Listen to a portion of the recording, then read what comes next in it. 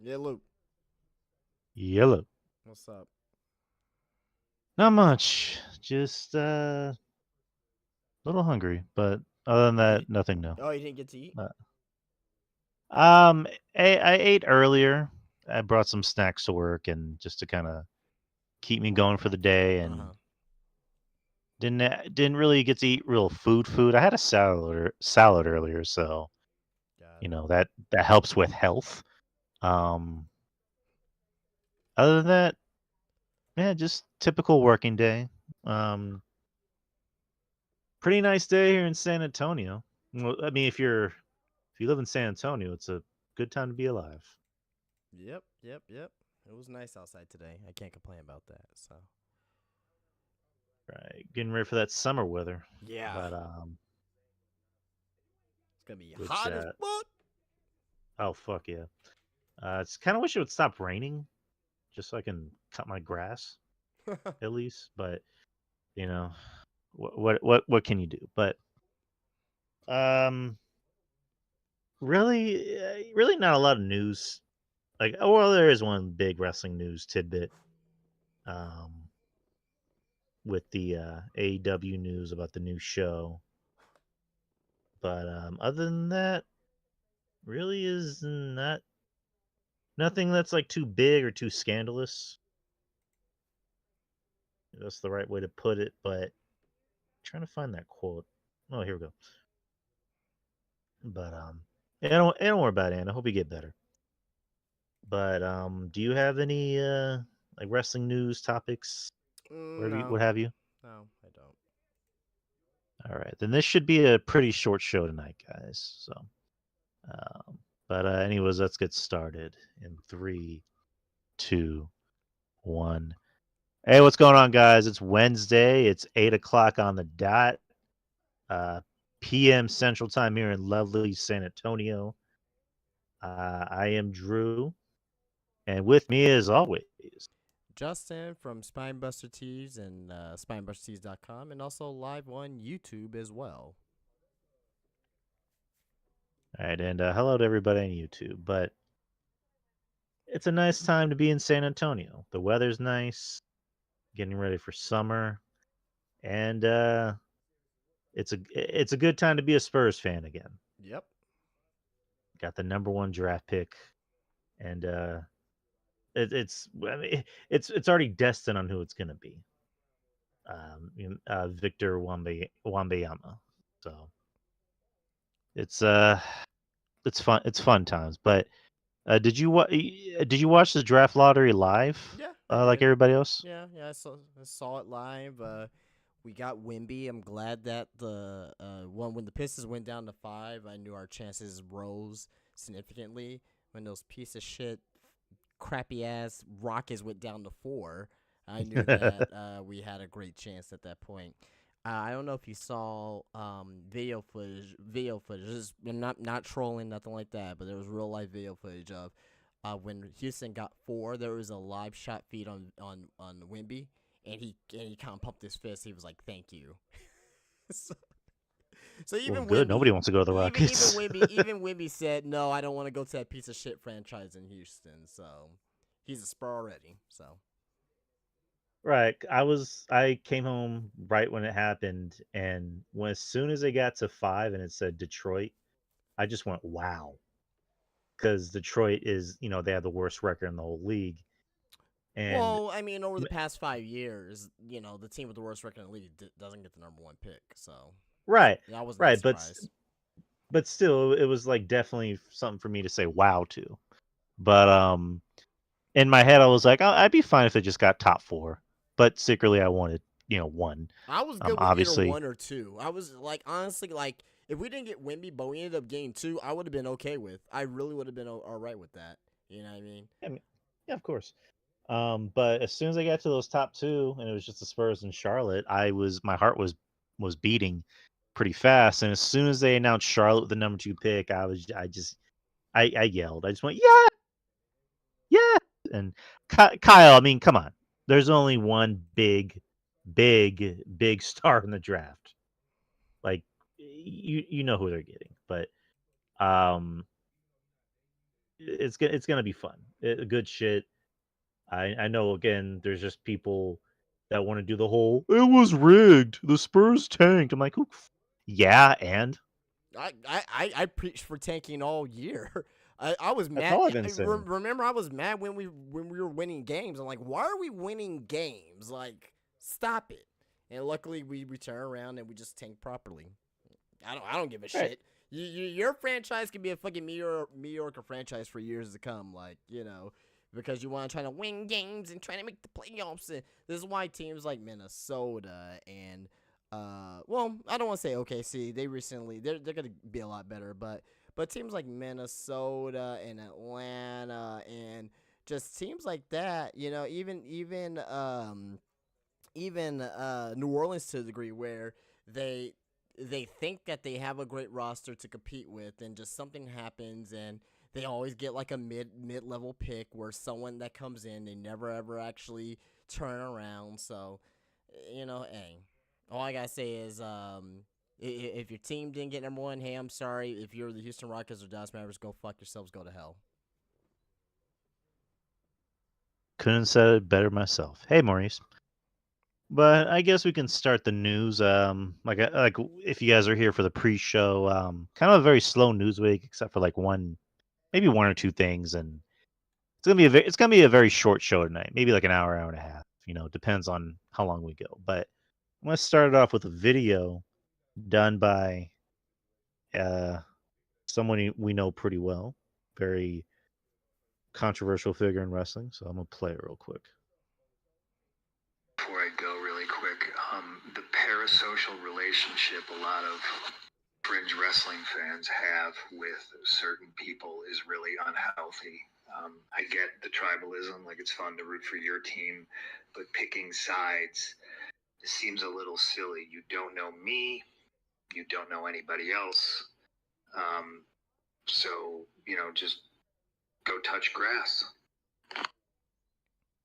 And if anyone doesn't know, that was CM Punk. He posted that on his Instagram story, along with this quote, because Punk likes to. He's a fan of putting up text on quotes. So he put this. Look, everyone, Brian Alvarez doesn't like it when misinformed internet trolls make up rumors about him, so please stop talking, or please stop making up rumors and stories for clicks while Brian makes up rumors and stories for clicks, okay? He's married, for God's sakes. By God, that man has a family. Brian Alvarez, shut the fuck up and stop talking about me, challenge day one. End quote. So what are your thoughts on that, on everything CM Punk said? I mean, it's he said, she said. I mean, you know, I mean, I agree with him in this video. This whole tribalism thing with wrestling fans, and hey, it's cool to like one over the other, but like just completely picking sides to one degree over another is kind of silly. But with the whole Brian Alvarez thing, it's kind of he said, she said. I did see the email too as well. So, but I mean, it is what it is. I mean, I don't want to get into that situation. I mean, that's far beyond professional wrestling, far beyond the reason why we're here in the first place. Like, Right. it's unnecessary drama to even talk about. But I know the news outlets are gonna be out there, and the Fightfuls, and the fucking Cultaholics, and the JDs, and they're all gonna fucking talk about it. And like, oh my god, speculating. At the end of the day, it's in the grand scheme of things, it doesn't really matter. Doesn't matter to the product. Doesn't matter to, if AEW is gonna be better from this or anything like that. At the end of the day, AEW is still gonna be AEW, right? And Brian Alvarez is still gonna have a job. So, I mean, Right. I really don't know. I really don't know why this is becoming a big deal. I guess because CM Punk said it. It's like, oh, Punk said it, but I don't know. But some things I agree with them on. I do, but like just in the grand scheme of things, like it to me, it doesn't. Doesn't really matter that much. Right. It doesn't. But and supposedly, like, I guess the heat between, if you want to call it heat, between Alvarez and Punk is that Punk used to date Maria, Yeah. and I guess Brian Alvarez dated Maria. If I had to make an educated guess based off of that, Yeah, because was Brian Alvarez ever? Maria's not dating either one of them right now. So why are they fighting over of a woman who they have no emotional affection towards that much anymore? Right. Maria is married to, Mike Bennett. Why are y'all Well, no, fighting over a woman or not fighting over a woman? I'm not sure if this is what it is, but it sounds one-sided though. That's my thing. I don't know. I mean, to me, it doesn't matter. Like, Right. It really doesn't matter. Like I mean, this is very much a nothing burger to talk about. But yeah, we'll just kind of skip this because it's kind of like nothing. But the big news of the day: AEW Collision officially announced that Warner Brothers Discovery upfronts. After weeks of rumors, it was officially announced today at Warner Brothers Discovery upfront that AEW's newest live 2-hour program, AEW Collision, will premiere on TNT on Saturday, June 17th at 8 p.m. Eastern Time, 7 p.m. Central. The roster will boast of several top names, including Samoa Joe, Thunder Rosa, Miro, Powerhouse Hobbs, and Andrade El Idolo in wake of a rumored brand split. And then just a quote from Tony Khan. So that makes 3 shows for AEW. You got Dynamite, Rampage, and now Collision. So, I mean, that was kind of the eventual announcement that we already knew. We were just waiting for them to say it. right. Punk's name wasn't mentioned, which makes sense because it's again, it's like you mentioned. He said, she said. Which could be maybe the title for tonight's episode. Like he said, she says, very much like the story of AEW is like Punk wants to come back. Punk doesn't want to come back. Punk is happy with Tony Khan. Punk is not happy with Tony Khan. It's just like a never-ending story of bullshit. The talk is that Punk had told Khan, Warner Brothers, whoever, to keep his name out of the presentation, so it's more of a surprise, even though it kind of really isn't a surprise at this point. But so we got that to look forward to if you're an AEW fan. But do you think what kind of business do you think this Collision show does for AEW? Do you think it could be good? Do you think it could be bad, or do you think it's just like, oh, it's just another show? I actually think this is gonna be good because one thing, it's live. Right. It's live. This is not like Rampage where it's like at first, like the first couple shows they were live and they were kind of like not necessarily must see, but like you had to at least peep it because it's like it's live. You don't know what's gonna happen and you're afraid that you may miss out on something. This show's live. It's 2 hours. Now it is on Saturday. A lot of people are gonna look. Now I guarantee you, this is what people are gonna do. First Rampage, or first not first Rampage. First Collision. Obviously, this is probably gonna be a return of CM Punk, right? I think CM Punk is gonna return. He's gonna return. He's on a contract with AEW. It's gonna be in Chicago. They're not gonna do this show for no reason in the Unite Center, and not have CM Punk return. Punk was on the initial graphics for Collision, but they took him off because, he hasn't been announced yet to be coming back. So there's that. But regardless of that, though, I think at the end of the day, a lot of people are gonna see the first show for Collision, second show, third show, and they see that they have decent ratings for a Saturday, right? Then once it starts to get settled in, and when the shows are not performing as high as the first few shows, people are going to see it as not necessarily a failure, but like they're like, oh well, there we go, AEW again. Look at this, they're under 700,000 now. If they're under like 400,000, okay, but like at the end of the day, they're always top 5 demos on for Wednesdays, right? Demos. They're always top 5 demos, which is actually more important than the actual viewership.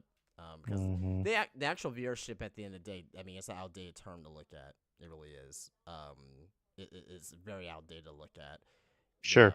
Yeah, but we'll see how the show does. Now, as long as they treat this show like WWE SmackDown to WWE's Raw, Dynamite could be the Raw, and Collision could be the SmackDown per se. Great. I really hope that they figure out this thing with Punk and the Elite, and what show is gonna have what guys on there or whatnot. I'm pretty sure they can figure that out. I hope. Okay, so I can't help but ask. So you'd mentioned about the you said that dirty little word demos, um, and you'd said you had also said after that looking at the viewership is very outdated. So explain what you mean by that. So it's very outdated as far as, because if you like back in 1995, right? There was no things like DVRs, very much so internet. These viewerships that we look at now, it doesn't include anybody that has like YouTube TV, doesn't include anybody that has DVRs, doesn't include anybody who keeps up, with the pay-per-views online in some sense. It's easier to stream and to illegally get access to these shows now. So if you look at across the board, with the exception of real life sports, not wrestling, everything's down. Everything's down from what it used to be. So again, you can't just look at the straight viewerships. The demographics, the actual demographics, is more how should I say, more useful, more prevalent to a show's success, to a TV spot success over the actual total number of viewers. I mean, and you can look at that. That's just, that goes across the board, not just for wrestling. That goes across the board for anything. You know what I mean? So it's an outdated process. Kind of disagree. You mentioned some good points that because I have YouTube TV and I DVR a lot of shit. I mean, my watch list is like backed up with shows that I haven't even watched that I added, and then there's shows that I just I'm waiting for them to put on. But I'm surprised YouTube TV doesn't come up in that, what do you call it, that what do you, what's that thing? Not viewership. What's like what's like that thing that fuck, what are they called? Nielsen ratings. Nielsen ratings. There you go. I'm surprised that YouTube TV is not a part of that Nielsen ratings, from what you just told me.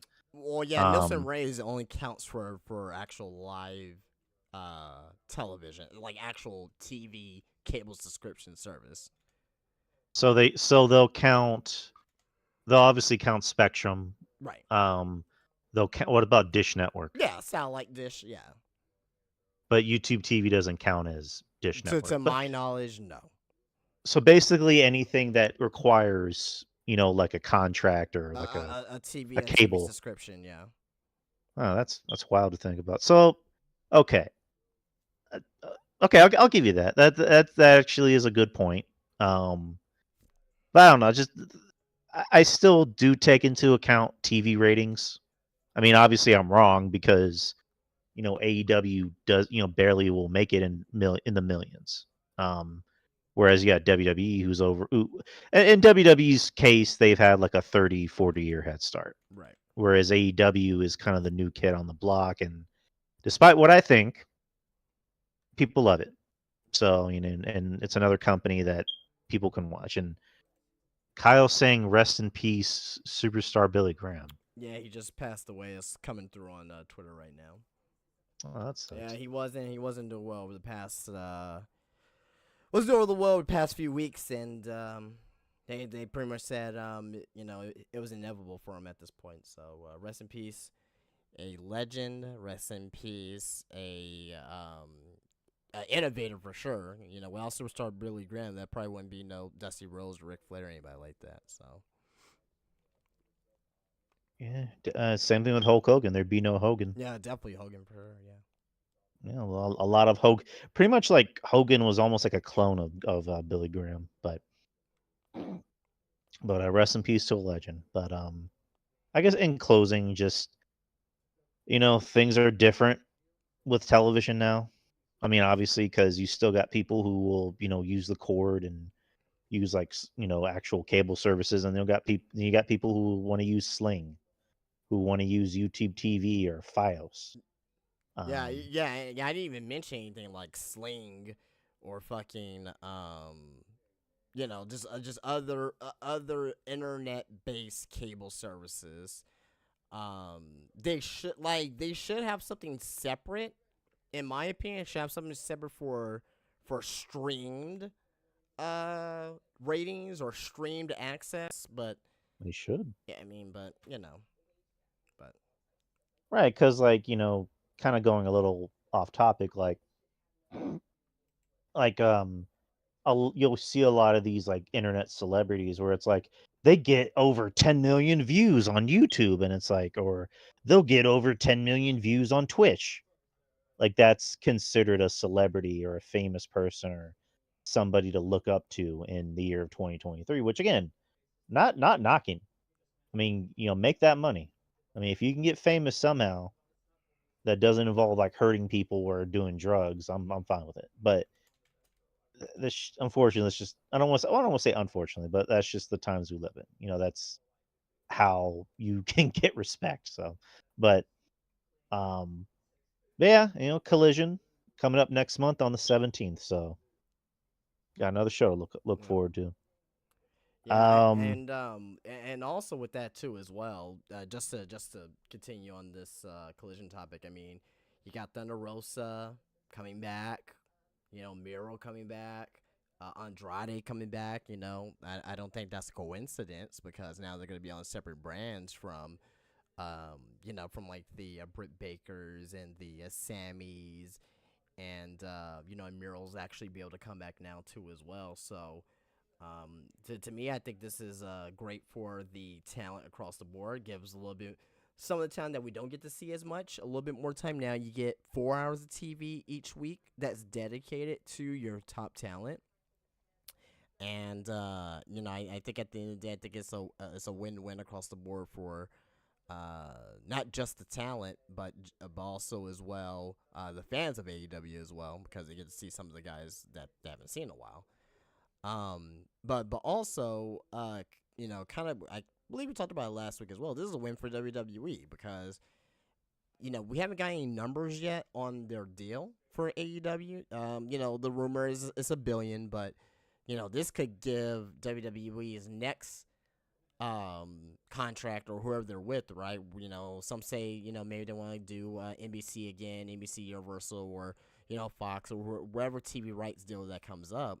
That they may end up getting $1.5 billion, $2 billion. So, yeah, man, it's with this here with AEW, I think a lot of people are there. A lot of people are just like, oh, it's just another show, rather than seeing the ramifications for this for not just AEW but for WWE and both positively as well. So, yeah, I don't know what you think about that. I mean, the way you describe it currently, the story that Kevin Nash told when him and Scott Hall went to WCW, Yep. and then WWF started doing the fake Diesel and fake Razor Ramon thing, and WCW actually thought that was Kevin Nash and Scott Hall going back.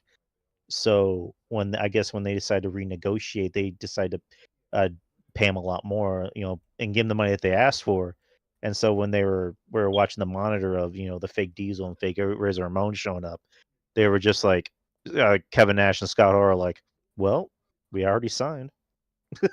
Like that kind of reminds me of that story of just like WWE seeing that deal and hearing about that deal and just going like, well, fuck, they're getting $1 billion, so we should probably ask for more on TV rights deals for Raw and SmackDown, and probably NXT. So, and just competition creates cash. That's the best way to put it. Another topic I want to gauge your interest on because I don't think we talked about it. So, another Hall of Famer, Medusa, Alundra Blaze, or you want to call her, she posted on social media on her Instagram, I believe, where she expressed her disappointment towards Trish Stratus. She said Trish Stratus made room for the Bella Twins and others, but I built a foundation on the four horsewomen. and expressed her frustration on how Stratish's blueprint, which steered the division for years, had to be reworked by the women motivated by the trailblazers before her. And I don't have the exact quote in front of me, but so basically, Medusa, she blames Trish for how she feels that Trish had, I guess, she regressed the women's division on all the quote unquote hard work that Medusa made, which I talked about with RJ a little bit. We Everybody else seems to kind of have the same feeling towards it, which is, you know, why go after Trish? Yeah, She's it's not Trish's fault. She was just put into a situation where, you know, she just came in the wrong era. How about that? I mean, right. it was came in the middle out to her, TNA, tits and ass, and and all that stuff, and her and Lita, and other handful of women as well, like Ivory and Jazz, and there were some good women there, that kind of carry the load for the women's division at the time, but Medusa, I mean, she came up in a time where women's wrestling was hot, like to me, like a lot of people was thinking that women's wrestling in the late 90s, early 2000s or whatnot, it was popular only because of what they look like, like the Braun Pays matches, but the quiet wrestling was shit. The quiet hmm wrestling back in the 90s, like, in the earlier 90s, when you got Medusa versus Bull Nakano and, Miami Toyota, and, they were doing all these great matches in Japan. And even, you had, Medusa, Alundra Blaze, whatever you want to call her, versus Bull Nakano at SummerSlam, which at that time was the greatest WWF women's match ever up until that time. That no one talks about, but WWE likes to write their own history, and they just like to forget about that match for some reason. But that was a fucking fantastic match. I think it was SummerSlam '94 or '95, one or the other. But I digress. Though, like, back to the point. It's not Trish's fault, you know what I mean. At the end of the day, she probably shouldn't really say that. Oh, I blame Trish for that. No, you can't blame Trish. Blame the writers at the time. Blame Vince. Blame Bruce Pritchard. Blame Vince Russo, who was there during that time as well. So, but yeah, that's what I got for that. Yeah, to me, it's like how I feel about Chavo Guerrero, shitting on Ray, where it's like, why go after Ray? And for Medusa, why go after Trish?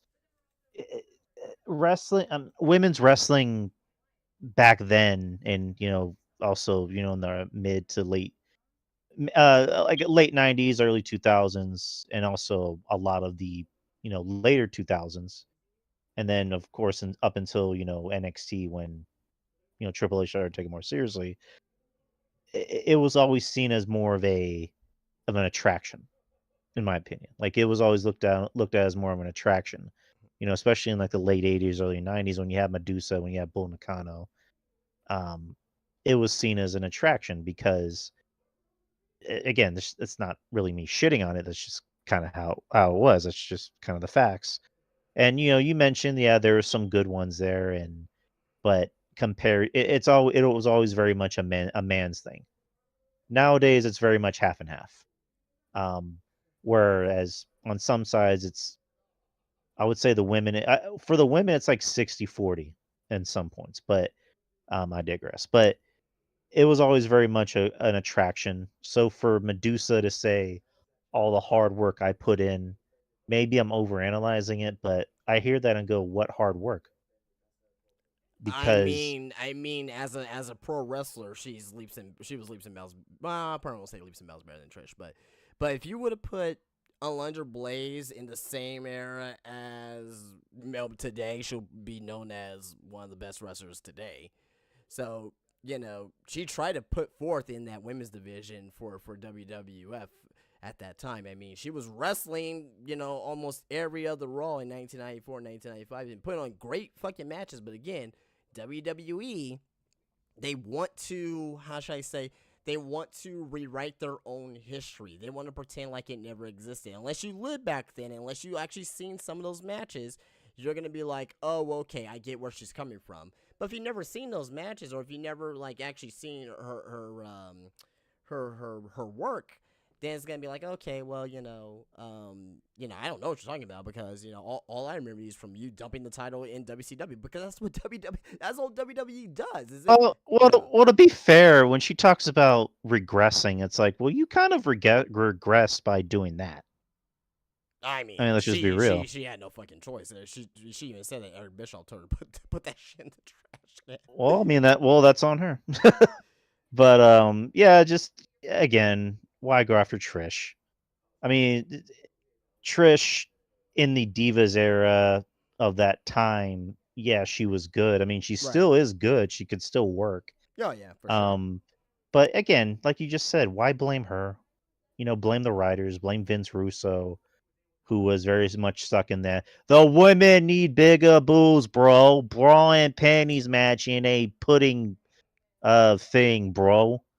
Like, and same thing with Vince McMahon, same thing with Bruce Pritchard. They all booked that shit like that. And yeah, as young horny boys and maybe some girls, we all enjoyed that shit. But, like everybody else, we grew up and we wanted to see something different. And now we got that different with, we still got some beautiful women, but they're beautiful ass kicking women. We got Rhea Ripley, we got Bianca, what have you. And, it all started with, Bailey and Sasha just tearing the house down at fucking Takeover in 2015. Was it 2015? Yeah, around there. Yeah. Okay. I think So 17. Yeah. yeah, there you go. So, again, just a very kind of a nothing burger of a story, but it's just, it's interesting for conversation. Just going back to the Chavo thing. Chavo just insisting, just trying to say his whole thing with Ray is a work, but it's like, is anyone really interested in seeing Chavo work with Ray? No. Like, No, I really mean, not. I don't think he means like, hey, I want to work with Ray. I think it was just like, at the end of the day, I still think he's a piece of shit for saying that. But why I think he meant by that is that, hey, I'm just being a heel on Twitter. That's pretty much it. But at the end of the day, Chavo's still a piece of shit for saying that in the first place. So, I mean, because me and RJ talked about it over the weekend, where it's just like, the only time Chavo was ever, and we kind of say this as a joke, but at the same time not a joke. The only time Chavo was ever interesting was when he was Kerwin White. Like Chavo, again, good wrestler, but when was he ever interesting? when he was Ryan Pepe on WCW. when he was doing that, when he was teaming up with Eddie. Anything involving Eddie, that was the only time Chavo was actually noticed. When he was used to Chavo, wear the Eddie Guerrero was my favorite wrestler T-shirt. man, apparently he fucking hated that. Like Eddie told in his book that Chavo did not want to wear that shirt. Like he actually pitched a fit in a bar and just like said straight up, "I'm not wearing that fucking shirt," until Eddie finally convinced him to wear it. So yeah, but yeah, just again, no one cares about Chavo. No one cares about what Chavo has to say. He's a bitter piece of shit. He is the definition of a bitter piece of shit. And unfortunately, Ray has done a much better job at carrying on the Guerrero name than Chavo has. Like, yeah. Anyways, so let's talk about John Cena for a bit. So John Cena was on, which podcast was he on? Busted Open Radio, and talked about his body slowing down. He said, "I wish I was there. I wish I was still there every day. It's just my body can't take it anymore. I don't want to give the consumer a bad product. What I have is what you saw at WrestleMania 39. That is what I feel confident that I can deliver. And that's really nice for me in there, but that's not every day in WWE." He also noted that that wrestling has raised the bar, and he's humble enough to call that awesome because he was taught to leave the business better than he found it. And what else? I talked about Roman Reigns. It was said that I passed the torch to Roman years ago. and he is absolutely the face of the franchise. In my mind, he's the greatest of all time. And there's another quote. He says His something thoughts. else about Roman. He says, "What Roman does, just being affiliated with his energy, he gets so many people over. Like, that's something I can never do ever, period." And yeah, so Cena just admitting straight up, whenever he does come back, you're not gonna get Big Match John. You're not gonna get Super Cena. You're just gonna get I hate to say it, a subpar John Cena match. But what are your thoughts on that? I mean, he's older now. I mean, he's not 25 years old anymore. I mean, it's expected. I mean, this happens to everybody. This happened to Hogan. This happened to Flair. This happened to Macho Man. This happened to Sting. You know what I mean? It's happened to everybody. You know what I mean? So I'm not surprised by it. It's just the way. It's just a lifestyle of professional wrestling. You start off very young, super athletic. You get yourself into a prime. Then you start to decline. Then you start taking time off, and because of injuries or whatnot, and then you just be doing your 1 or 2 matches a year, and once you get to that point, it's like obviously you're not gonna be the same guy that you were previously. You know what I mean? Look at Undertaker in his last couple years. You know what I mean? Very much didn't want to see the guy in the ring. You know what I mean? So. Yeah, I'm not surprised by it, obviously, but hopefully, hopefully he ends on a good note, right? Hopefully he has a retirement match of sorts, and it could be a match against somebody in a feud that makes sense, and he could put on, one more great match. You know what I mean? But Hollywood is Cena now. Cena is Hollywood now. So I think he should be more focused on that than getting back into the ring, to be quite honest. There's a report that came out that apparently Roman is getting ready to work even lesser dates, and Yep. he's going to make the move to Hollywood. I mean, which I guess at this time is kind of good timing because now you got that new title, and eventually you'll more than likely drop the titles to Cody. So, do you think Hollywood is a good future for Roman? Like, do you see him Yeah. doing like the Fast and the Furious, Marvel, DC shits?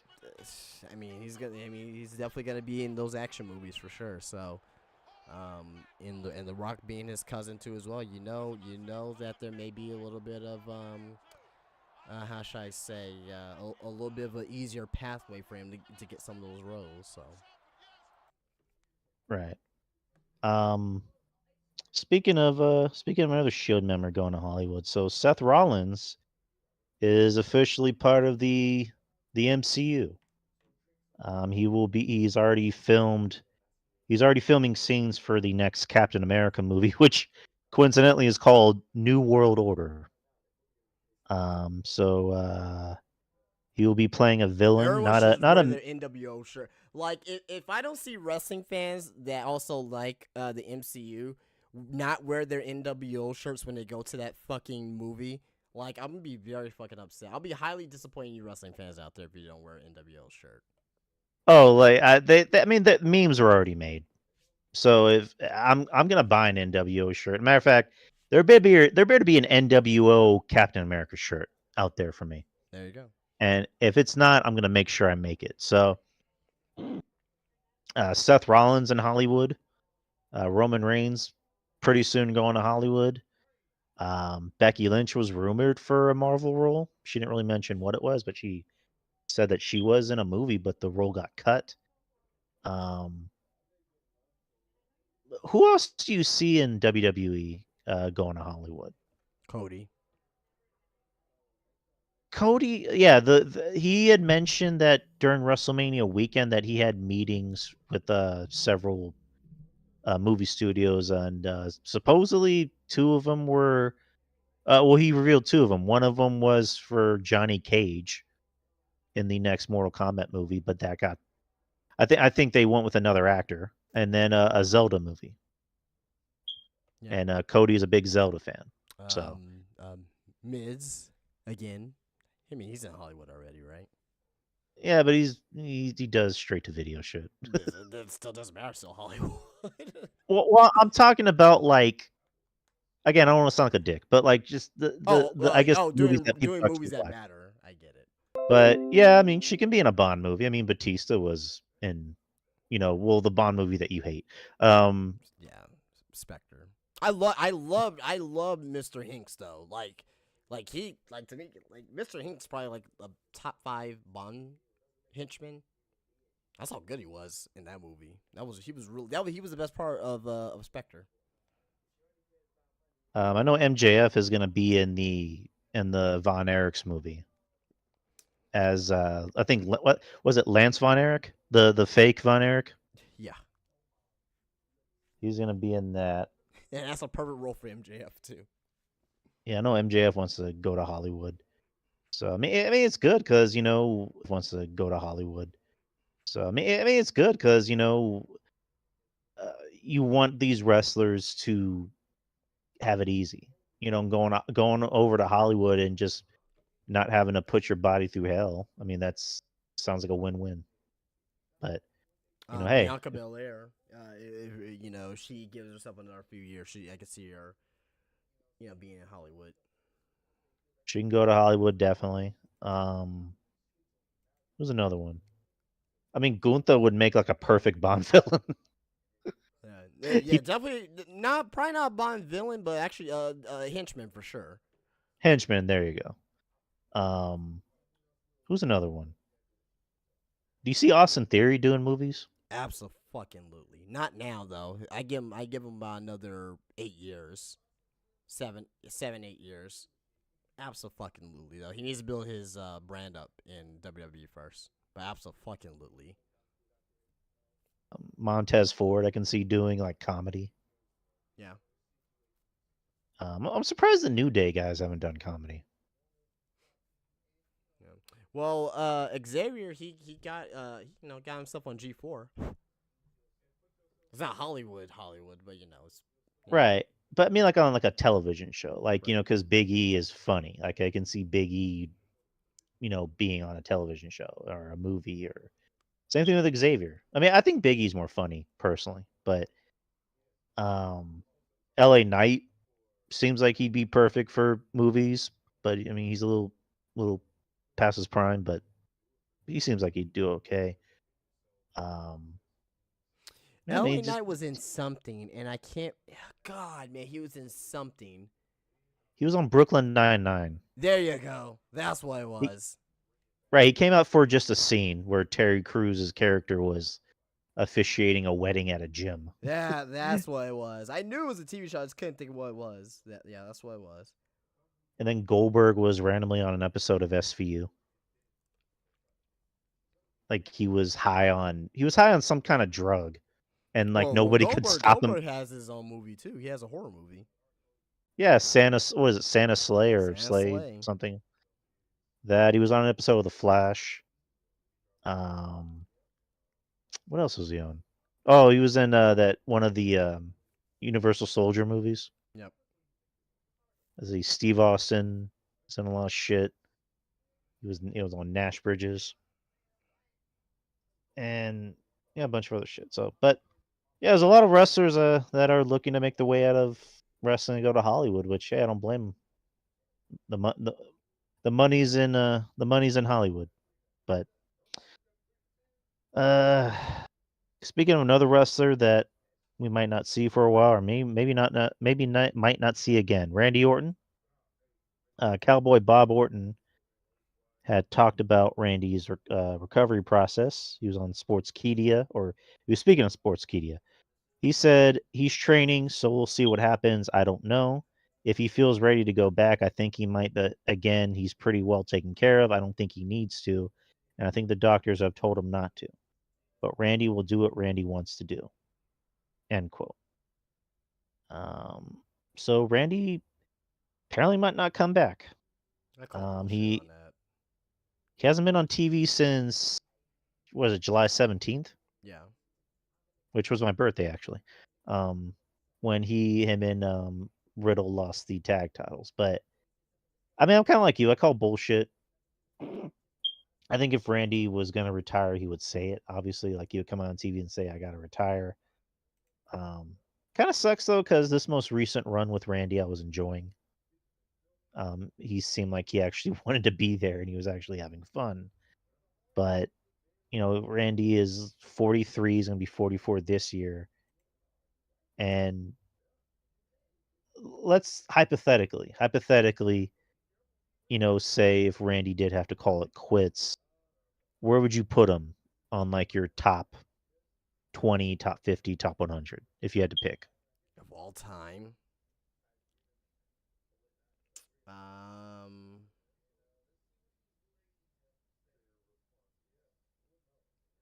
top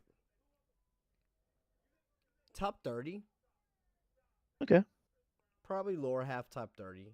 29 or something like that. 28. I'd probably go for that. I'd probably do top 20, top 50. Yeah, top 20, top 30. That's fair to say. But yeah, Randy, I don't think he's calling it quits. If he's gonna go out, he's gonna go on his own terms. But what did he have though? Was it like a back injury? Is what he had? Yeah, back injury. It must be some back injury. But yeah, I mean, hopefully it's good news. Hopefully he does come back. Um, I mean, we got a lot going on in the company. We have the new world title. We have the brand split. I mean, he could possibly feud with Cody. I mean, because we didn't even get to see him feud with Roman. I mean, they feuded before, but they never really. I don't think they've had like a proper feud. That would have been interesting to see at least. But we're pulling for Randy on this one. Let's see what else. Pat McAfee officially moving to ESPN in a multi-million-dollar deal. The New York Post is reporting that McAfee has accepted an extremely lucrative offer from ESPN, said to be a multi-million-dollar deal that is reportedly 8 figures to bring his popular Pat McAfee show to the network. ESPN owner Disney is rumored to be bringing McAfee to their Upfronts presentation on Tuesday to announce the deal, which will release McAfee from his 4-year, $120 million contract. Jeez. With his current sponsor, FanDuel, which was in its second year. McAfee's show will reportedly remain on YouTube in some capacity. McAfee will be retaining the crew that produces his YouTube show, and they will be joining ESPN. There's no word on what this means for McAfee's already limited responsibilities in WWE. McAfee is an occasional broadcaster and wrestler, usually appearing on WWE's Big Four pay-per-views like the Rumble, WrestleMania, SummerSlam, and Survivor Series. And yeah, so McAfee's looking like he's gonna making the big bucks with ESPN, but might not even come back to WWE. Which if he doesn't, I'm gonna be sad because I like Pat. I love Pat. I loved his energy on the announce booth. But hey, if fucking Disney's offering you a shit ton of money for your show, you'd be a fool not to take it. But what do you think about Pat? Good for him, man. He deserves it. He's one of the most popular sports personalities out there today. I mean, he deserves every dollar that he gets. Think about someone who was a punter in the NFL. Punters and kickers never get love or recognition, but he created his own brand out of it and proved that he's a damn good athlete as well. What does it mean for WWE? To me, there's always gonna be a partnership with him in WWE in some fashion because he loves Triple H, he loves Vince McMahon. Vince McMahon loves Pat. You know what I mean? So, there's always gonna be some relationship there. So maybe they'll have like a match every now and then, and it's not like he's like a full-time athlete where like his dedication will have to be towards his craft. Like he just does his fucking podcast. He goes on College Game Day and. You know what I mean? Like he's not gonna be on. He may do like some special commentary work for like Monday Night Football and shit. But outside of that, I mean, good for him. He deserves it. And just like you said, Vince does love him. I mean, the story from Rip Rogers was that on Pat's first day with the company, which was on a pre-show for Mania, he was wearing shorts, like jorts or like dress pants shorts or whatever you want to call them. And Vince hated it, and he cussed him out. Like he said, "Why are you wearing shorts?" And apparently Pat just told him like, "Fuck you, I'll do whatever I want." And Vince just went, "Okay." Oh He, yeah. he Vince just go went, hard "Okay." off of He that. all right, like Vince. I think Vince at the end of the day loves when people stand up to him and just say, "Fuck you, I'll do whatever I want." And he's like, "Okay, do whatever you want." But good, yeah, good on Pat. But I'm still gonna be a little sad that we're not gonna hear him on the regular on SmackDown because he made Michael Cole interesting, and Michael Cole, said the same thing. Like he reinvigorated my passion, for commentating. I And honestly I think Pat McAfee should be. Like how you have like special attractions as far as like in wrestlers. He should be a special attraction commentator. He doesn't need to be there every week. Have him do like the Big Four pay-per-views. You know what I mean? And right, and, and make it because that would just make that'll make pay-per-views better automatically, and also B, his excitement is gonna make the matches even better as well coming off on TV. So right. I mean, because like for the longest time, all we were getting was just Vince McMahon's version of commentating, which is talk really loud, but just sound very robotic at the same time. Whereas Pat just got away with a lot of shit. And it just, again, going back to what I said, like Vince just let him do whatever the fuck he wanted. So, um, other news, so WWE and UFC's new merge, they will be known as TKO Group Holdings. The new whale has been knocked out, and a new permanent name has been chosen for the soon-to-be merged WWE and UFC hybrid company. CNBC is reporting that what was temporarily known as New Whale Inc.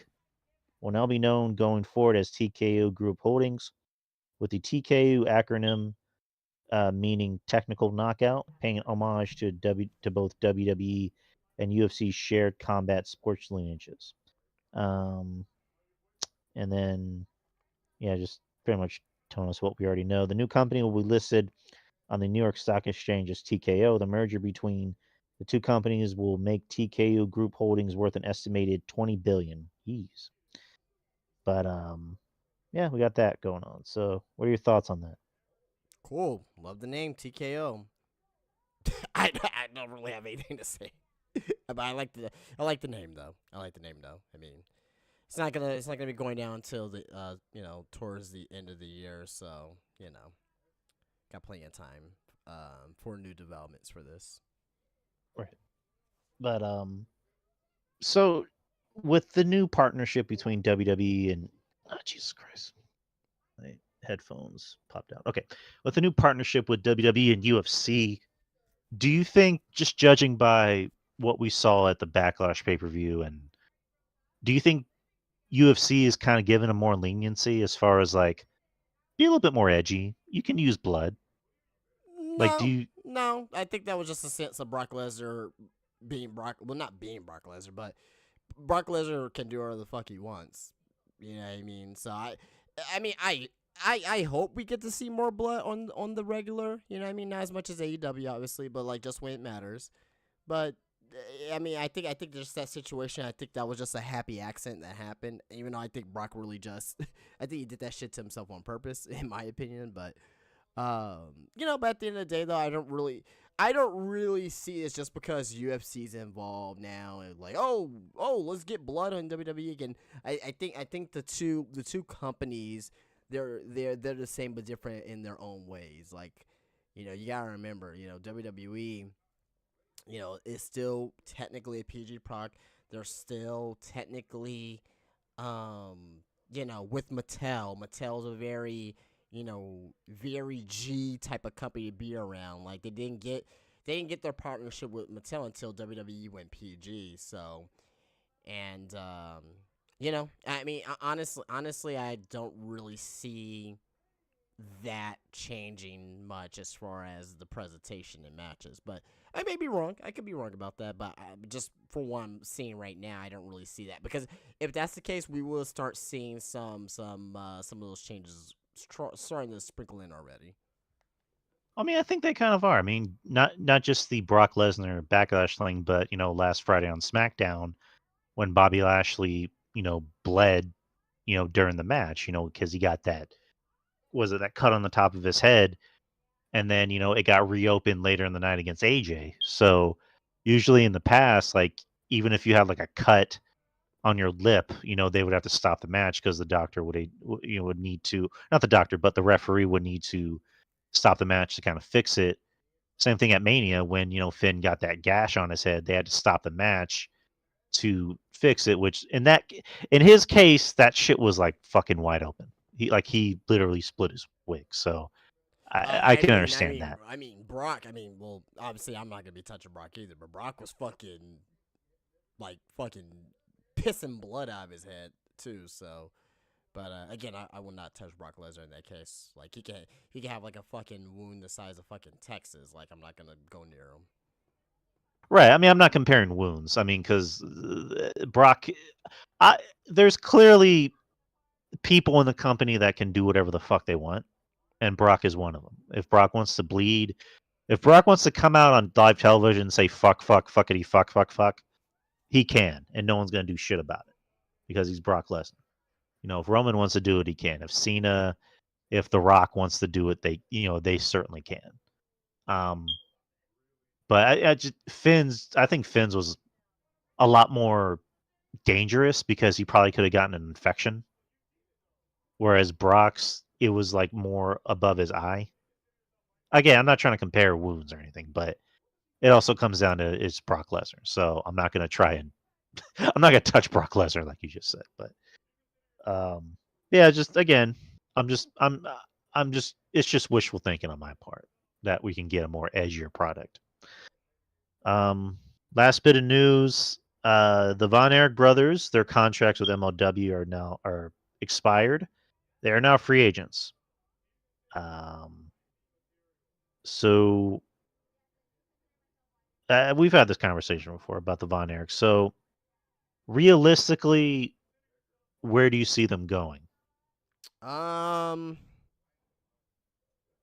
They may go to Japan. So I'll do this. I'll rank these in order, not by what I want, but what I think. I think Japan 1, 2 AEW, 3 WWE. I want them to go to WWE because that'll be a fresh new tag team, and that would be something that would be great for WWE, is to get like a brand new, like a real fucking tag team to come into NXT. But I think Japan would be a great spot for them. They can continue to build their craft. They're young enough to explore the world, and for them to perfect their craft. I think Japan would be a great option for them. In reference to that, you got a lot of great teams there in New Japan that they can go up against. But yeah, that's my prediction for them. I wouldn't be surprised if they went to Japan just so they can kind of hone their craft and see the world first. Because AJ went to Japan for a year and a half before he came to WWE because he wanted to improve and get better. Other stars did it. Other stars went to Japan to kind of see the world and get better before they went to other big name companies. So I mean, it wouldn't surprise me if he went to New Japan. I would love if they came to WWE. I mean, Triple H, that seems like, just knowing the student of the game, pun intended, that he is, he would love to have the fucking Von Erichs in NXT or in WWE in some capacity. I wouldn't be surprised if they went to AEW. My worry is just like everybody else. What are they going to do with them? How are they going to book them? Because kind of like the women in anywhere. Even if they come to WWE, I mean, we know how they treat tag teams in the past as well. So you'd be worried about wherever they go to, like even Japan too. Like sometimes if you go to Japan, sometimes don't shake out well there as well. So you can be worried for any of those three situations. I think that's valuable. Right. But with again, I'm gonna sound like an AEW hater and a WWE dick sucker, but it's just like with WWE, you can at least say, especially now with the Triple H regime, tag team wrestling as well as like women's tag team wrestling, which we both agree there probably shouldn't be women's tag team belts, but I digress. They would probably be treated a lot better. And Triple H, knowing that he loves, old school wrestling, and he probably 9 times out of 10 is a fan of the Von Erichs or was a fan of the Von Erichs, he's gonna try and like treat them like they're stars. I mean, look what he's doing with Braun. They treat Braun like a star, and he's probably gonna get that star treatment when he gets to the main roster. If they go to AEW, it's just there's that worry of like, Oh, they're gonna get the lost in young. the shuffle. I think that they definitely will get lost in the shuffle in AEW. So I'm not complaining. Yeah, Yeah. right. It's just like you kind of like with everybody else that gets brought in. It's just like you're either with the elite or you're with Britt Baker's group. Any tag team always gets lost in the shuffle because it's either about the Young Bucks or nobody else. But it's just, again, that's my worry. But I mean, yeah, you said you're always you can be worried about them going anywhere. You can get worried about them going to New Japan or dare I say Impact Wrestling. But I mean, wherever they go, they're going to be great. They're a great tag team, and I just hope for the best. And that's really all the news I have. I guess we can review SmackDown and Raw if you want to. Yeah, sure. All right. I guess. I mean, we really probably should be reviewing it a lot more. So, I mean, yeah, we'll try to review the shows a lot more. So, we'll start with SmackDown, which was last Friday. The big tidbits: Reigns takes the reins on the Family's Tag Team Legacy. That's the title on CBS. So Roman Reigns came out and addressed his family. He said the Usos are the problem, and they need to apologize. And he got in, Jimmy's grill and pie faced him, and then that's when Jay stepped in and says, "We're sorry, Tribal Chief." So Jay's back to being a beta for Roman, which I mean that's obviously going to lead to what we think it's going to lead to.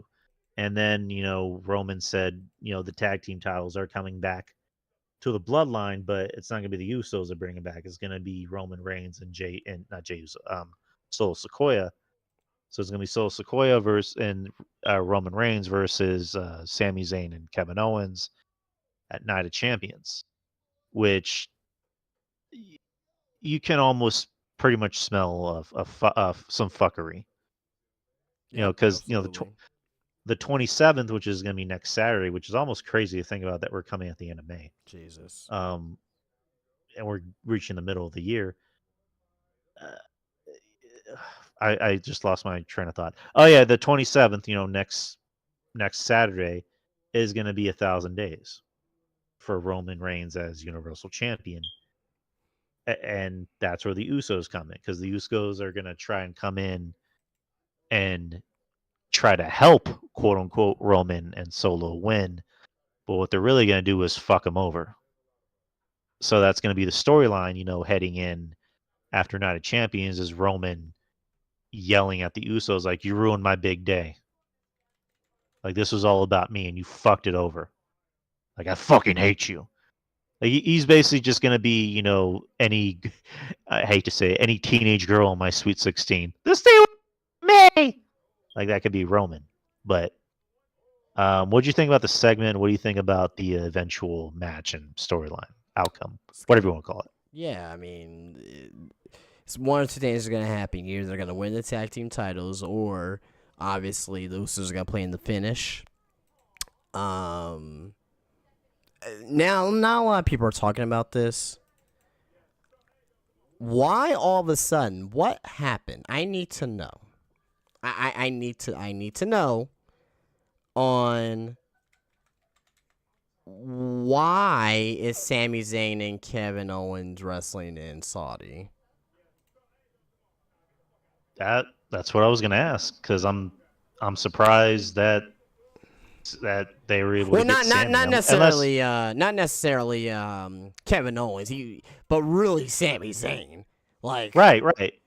I mean, unless there's going to be a swerve, or unless they really kind of squash the beef, which sounds silly to say because this is more of a political thing. yeah, rather I'm about than to say, like, I don't know about that, but I mean, because if anyone doesn't know, Sammy is Syrian, and Syrians are, are a no-no in Saudi Arabia apparently.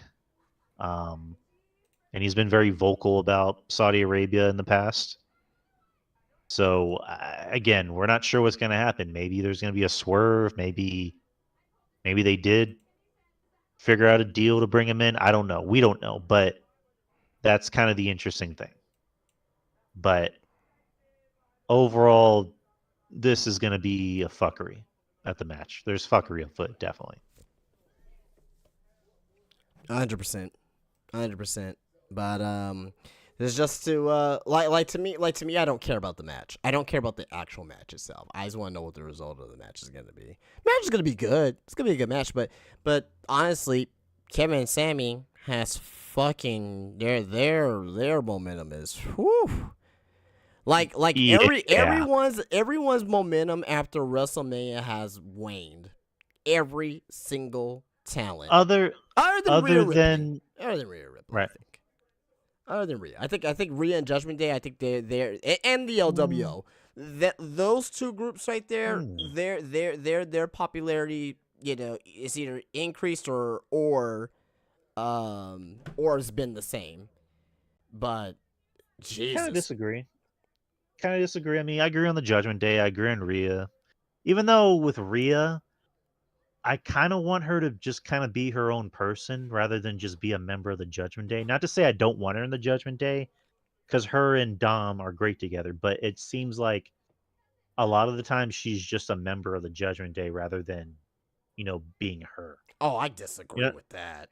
I disagree. A lot of people see Rhea as but again too, like you need to be, how should I say, that makes the group important, and that also makes Rhea important as well, because we already know Rhea's the best right now going for the women's division in WWE. To me personally, I don't feel that she's just another member of the group. I don't feel that way. I mean, I don't know how the chat feels about that. I'm not saying all the time. I'm saying there are times where she just feels like she's just a member of the group. You know what I mean? Like she should kind of be doing her own thing for the most part, but at the same time, don't take her away from Dom, because her and Dom are gold together. So you want her out of Judgment Day, but still have a relationship with Dom? I don't know how to put it. Like, I still want her in Judgment Day. I just don't want them to make her seem like she's just a member of the group, because she's clearly the star of the group, and they need to treat her like a star rather than just have her come out and just stand there with the title. She's the star of the group, but she's not the leader of the group. I kind of disagree. I think she's not the leader of the group. Like on TV, they don't make her the leader of the group. They make Finn Balor the leader of the actual group. Which, I mean, if you agree or not, that's how WWE is portraying it. You know what I mean? I mean, if to be fair, Damien is probably more of a leader of the group. No, he's to me personally. I don't. Now Damien's stock has went up too as well after that Bad Bunny match, for sure. Oh yeah, definitely. Yeah. But I mean, as far as like everybody else's momentum, I mean, definitely Sami Zayn and Kevin, especially Sami. I mean, Cody's Cody. Cody's still a star. His momentum's waned just a little bit. Not saying I don't like him no more or anything like that. I love him. Right. He still gets big pops, right? The crowd's very over. I'm just saying that what he's being portrayed as on television, that momentum's kind of slowed down just a smidge. Not a lot though. Again, kind of disagree. Agree to disagree, but yeah, just there have been a few people whose momentum has kind of slowed down. I was gonna say Austin Theory, but I mean there wasn't really a lot of momentum going into that Cena match, and that match with Cena just kind of came and went. Yeah, Austin Theory hasn't done anything since that. Right, and I mean now that he's on SmackDown, he's gonna get more of a star treatment. The Bloodline is still gonna be over but I think the stuff with the Usos is kind of like, how do I put it? Like, I can tell where it's going, but it feels like it's regressing somehow. Whereas, like, we know where it's going, but it feels like we're just going back to square one where we were with the Usos, where it's just like Jay was against Roman, then he was with Roman, then he was against Roman, now he's with Roman again, and now Jimmy's pissed off at Roman again. So I just, just either shit or get off the pot. Like, do something. Like, we know it's going to happen, but just do it already. But so with the rest of SmackDown, the first match of the night was the other triple threat match, or one of the two triple threat matches. AJ Styles defeating Edge and Rey Mysterio. And a really good match, actually. It was very good. Other than the Edge botching that last spot with Rey, still a great match. AJ winning. Yeah, you thought you said it was a good match, right? Yeah. No, I thought both triple threat matches were good. I think the first triple threat match for sure was, it could have been better, obviously, right? I thought it could have been better, but I wasn't upset by it whatsoever. But my prediction, I predicted AJ, so glad that went through. Right, and then Bobby Lashley won the second triple threat against Theory and Sheamus. Like I mentioned earlier, Bobby got cut, and you face AJ later in the night. And I like both guys. I wasn't mad about the outcome. Glad AJ won. I said Bobby won. Give Bobby something. But AJ won, of course. AJ's been out for a while. He just came back. Right, but it's one of those things of just like, I love Bobby Lashley. I'm a Bobby Lashley fan. I love AJ too. I'm an AJ mark. But AJ's been out for a while, and you want to give him something. So good for AJ. Cameron Grimes. I'll say this. I think AJ may win against Seth Rollins. I think he may win.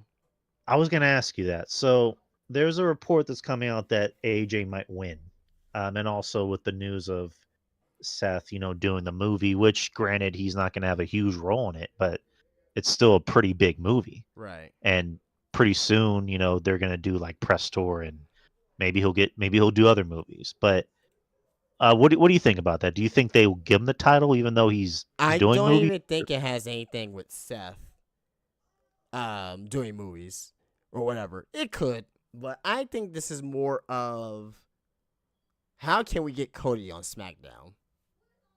I think the draft and everything was all deliberate, because in a real kayfabe shoot sense, whatever you want to call it, right? Roman's first.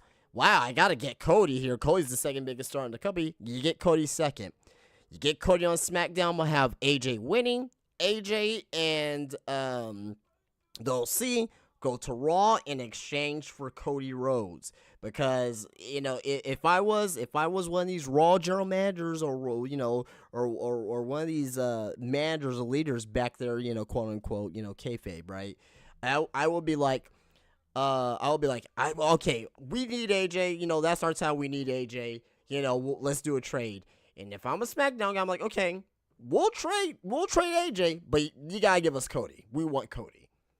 That's how I would kind of explain it. I know it's a little bit detailed, but that I think it's a perfect situation to get Cody over to SmackDown. And when the draft concept came up, they did mention trades can happen, and I think that would be a great thing to do.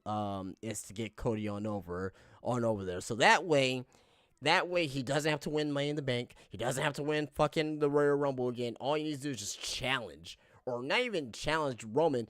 He could just he could go through a gauntlet, whatever the fuck he needs to do. But wherever he needs to do, he doesn't. Now it opens up Money in the Bank for other guys like LA Knight and fucking Damian Priest or Finn Balor or somebody like that. So do the trade. Have AJ win. Do the trade. If you have Seth win, I'm not mad about that. It's just that we know the ending is gonna be Cody versus Roman, maybe at WrestleMania. Probably not SummerSlam now, because it's looking kind of slim at this point, in my opinion, for SummerSlam. But Yeah, you have more options if you have AJ win for across the board for the company. Right, and also it seems way too obvious that Seth is going to win. Oh wait, so obvious.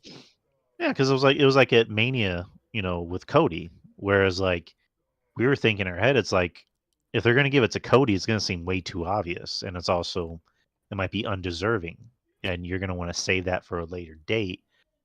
And eventually, Cody did lose. For Seth, it's just like he has all this momentum, and people love him, and people sing his fucking song. It again. I wouldn't be mad if Seth won. I wouldn't be mad if AJ won.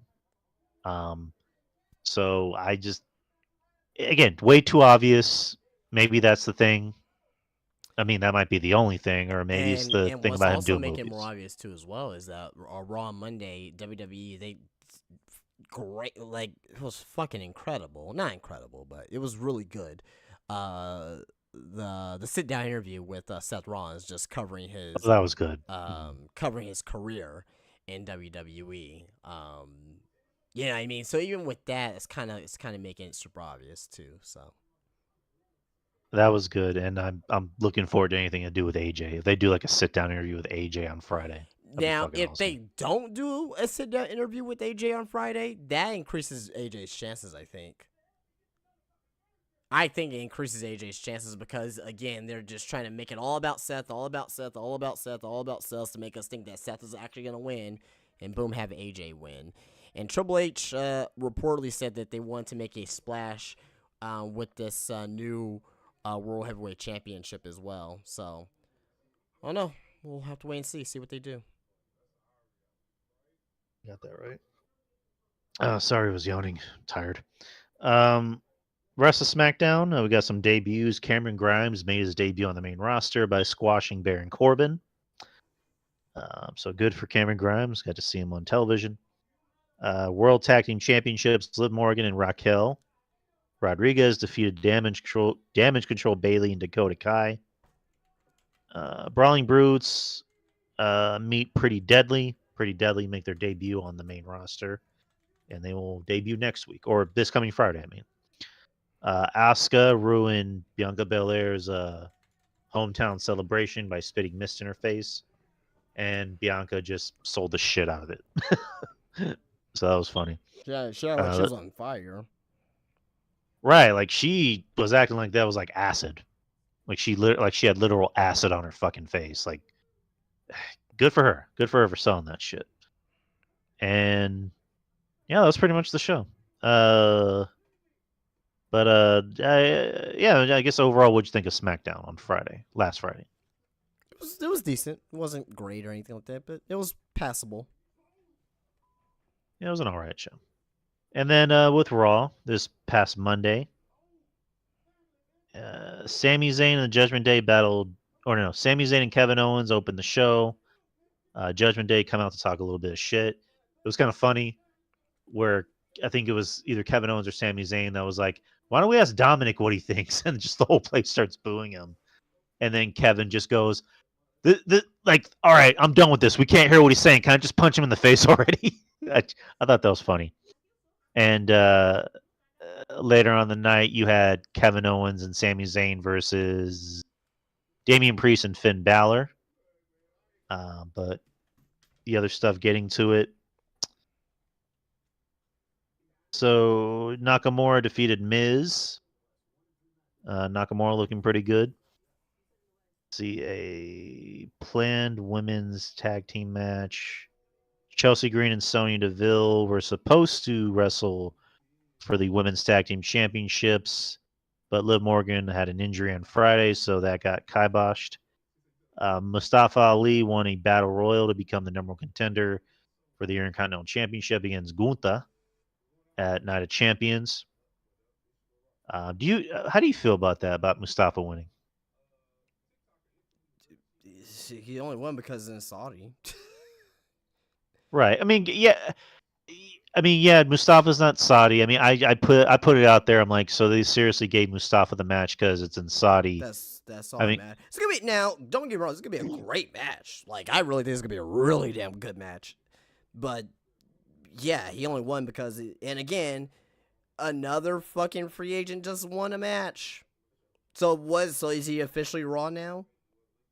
I guess. That's 2 times in 2 weeks where we have free agents winning. So does this mean that he's gonna get signed to our brand now? Like, come on, let's try and make sense of this here. Right. I mean, because like I was kind of going for Matt Riddle. I thought Riddle and Gunther would have been interesting. I mean, Bronson Reed and Gunther would have been interesting. But yeah, they gave it to Ali because it's like what they did with Mansoor. They gave Mansoor, time on the pay per views because it was Saudi. So I mean, again, I'm not gonna bitch about it. I'm not gonna lose sleep about it. It'll probably be an entertaining match. But this just calling a spade a spade. Becky Lynch cut a promo about Trish Stratus.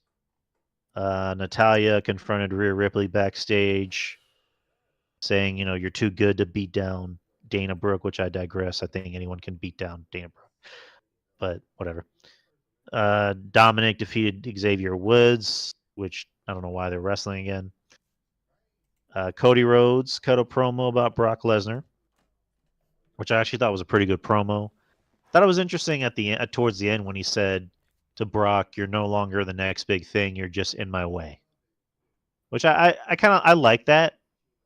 Because I looked at it as more as Cody is done being humble, respectful Cody. He's just like, I need to get where I need to be, and you're in my way. But yeah, Cody's still getting chance. He's still getting reactions. Still the most over babyface in the company.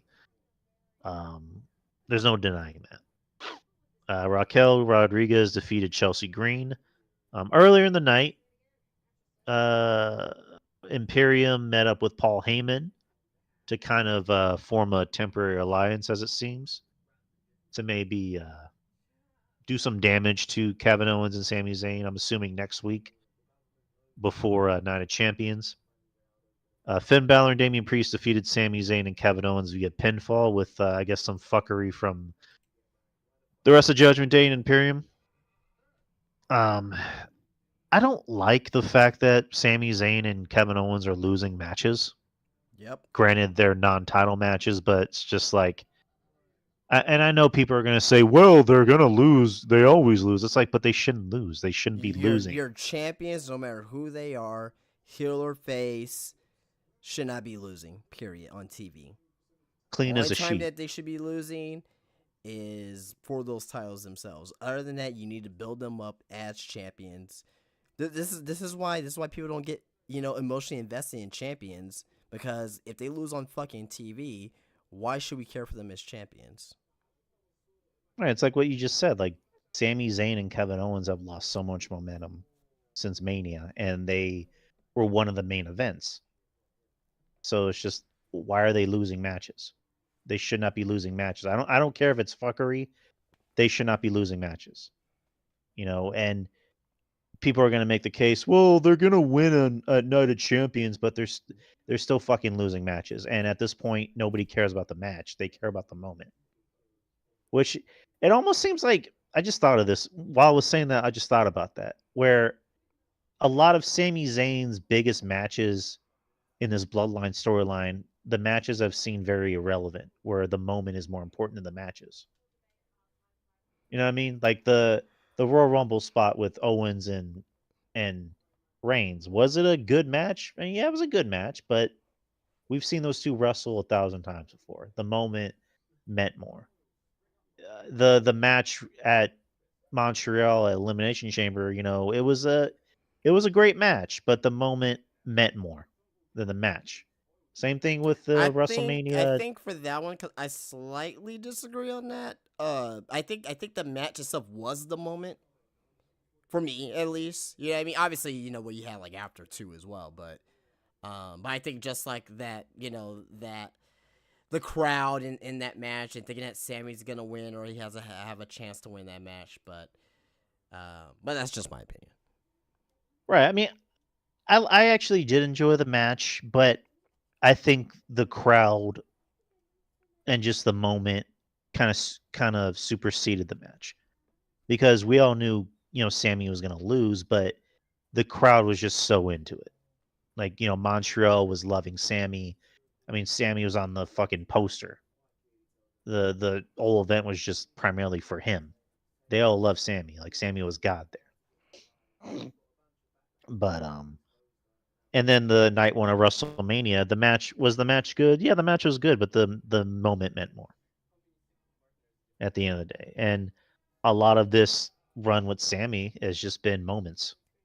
Which again, is that a bad thing? Not really. It's a good thing. Moments matter. I mean, we compare to contrast, the Attitude Era to Ruthless Aggression last week, where, we both said that a lot of the Ruthless Aggression was about moments rather than work rate, whereas Ruthless Aggression was more about work rate. So, we need moments in wrestling. So, but yeah, just I don't. Again, I hate the fact that Sami Zayn and Kevin Owens are losing so many matches. Like, I don't see what the grand scheme of things is in this is. I really don't. But that was Monday Night Raw. I guess another side fact: Vindicheer debuted, which good. You got two big guys in the tag team division, and another thing is JD McDonough made his debut in the Battle Royal. Went after Dolph Ziggler, so that's going to be his first big feud. After which he got interviewed, and while he was walking out, you just see Finn Balor just nonchalantly show up in the background. Wonder who And called that one. right. I mean, that's the rumor is that WWE wants to bring in a new member to Judgment Day, and I guess we already know who it is. And apparently WWE wants to bring in a new member to Imperium, and the talk is that it's Ilya. Dragunov. Yeah. Which I wouldn't mind that. Which I don't mind that. I think that actually what I would probably do is have him as a temporary member and have Ilya take the title, the Intercontinental title of Gunther. That'd be great. I mean, yeah, because it's believable because they can say the only guy to ever actually beat Gunther is Ilya, and yada yada yada. Like, you can do that. I mean, it makes sense. I mean, I guess if there's a story there for it, But that's pretty much it. That's pretty much all the news. That's well, Savage, I don't watch Dynamite's. Dynamite's currently on. I think it's already over. Yeah, Dynamite's it's actually been over for since like 9. 30 minutes. But yeah, I don't review Dynamite, Savage, unfortunately. I'm the AEW hater, supposedly. But so what did happen on Dynamite, Justin? I can bring it up. I was watching Dynamite here in the background. It was a very eventful show, I will say that. But let me get the actual notes up real quick. So that way. Is this it?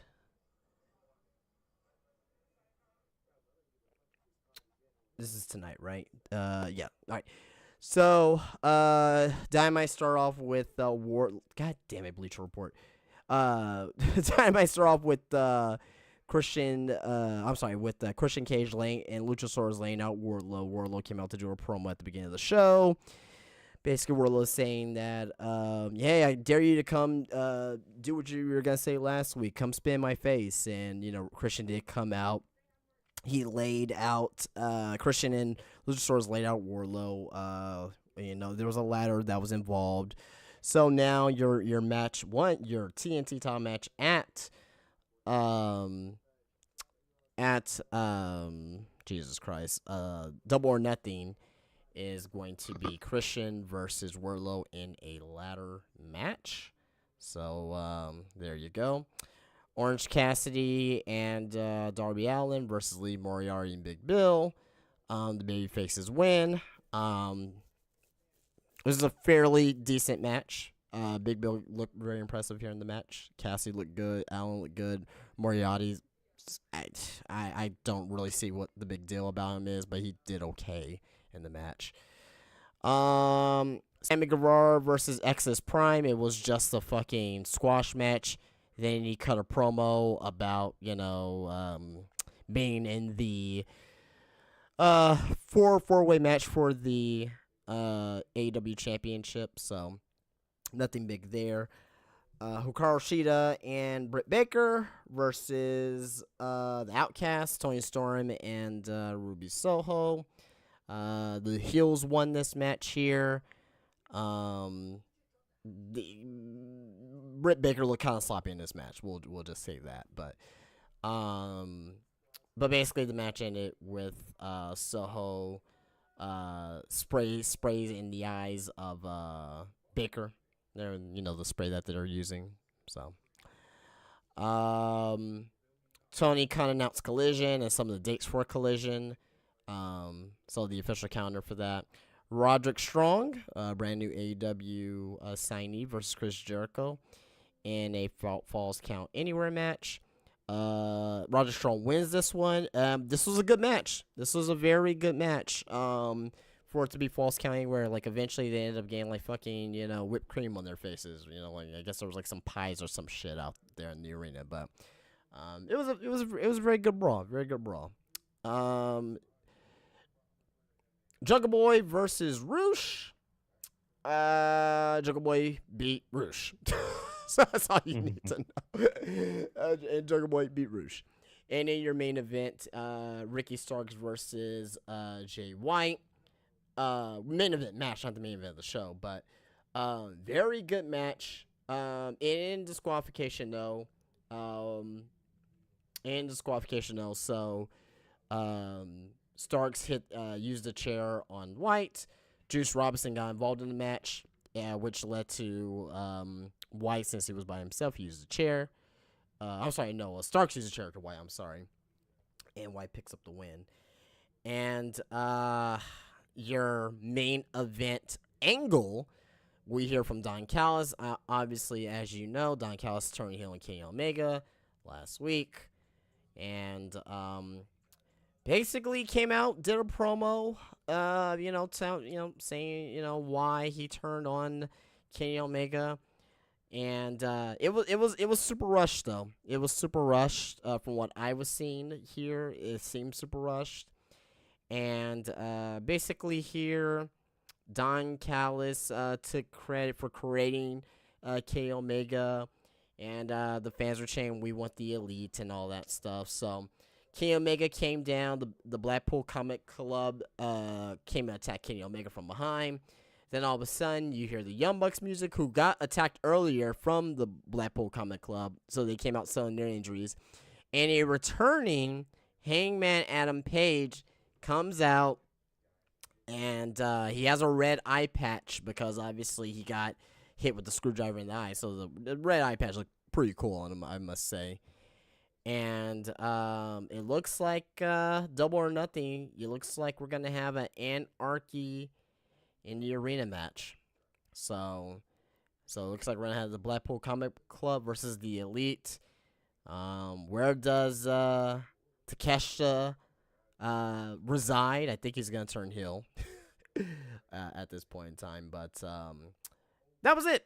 It was just a run-of-the-mill Dynamite. Wasn't terrible, obviously. It wasn't like one of the best Dynamites ever, but, mid-tier Dynamite at the end of the day. So, hopefully, what was that?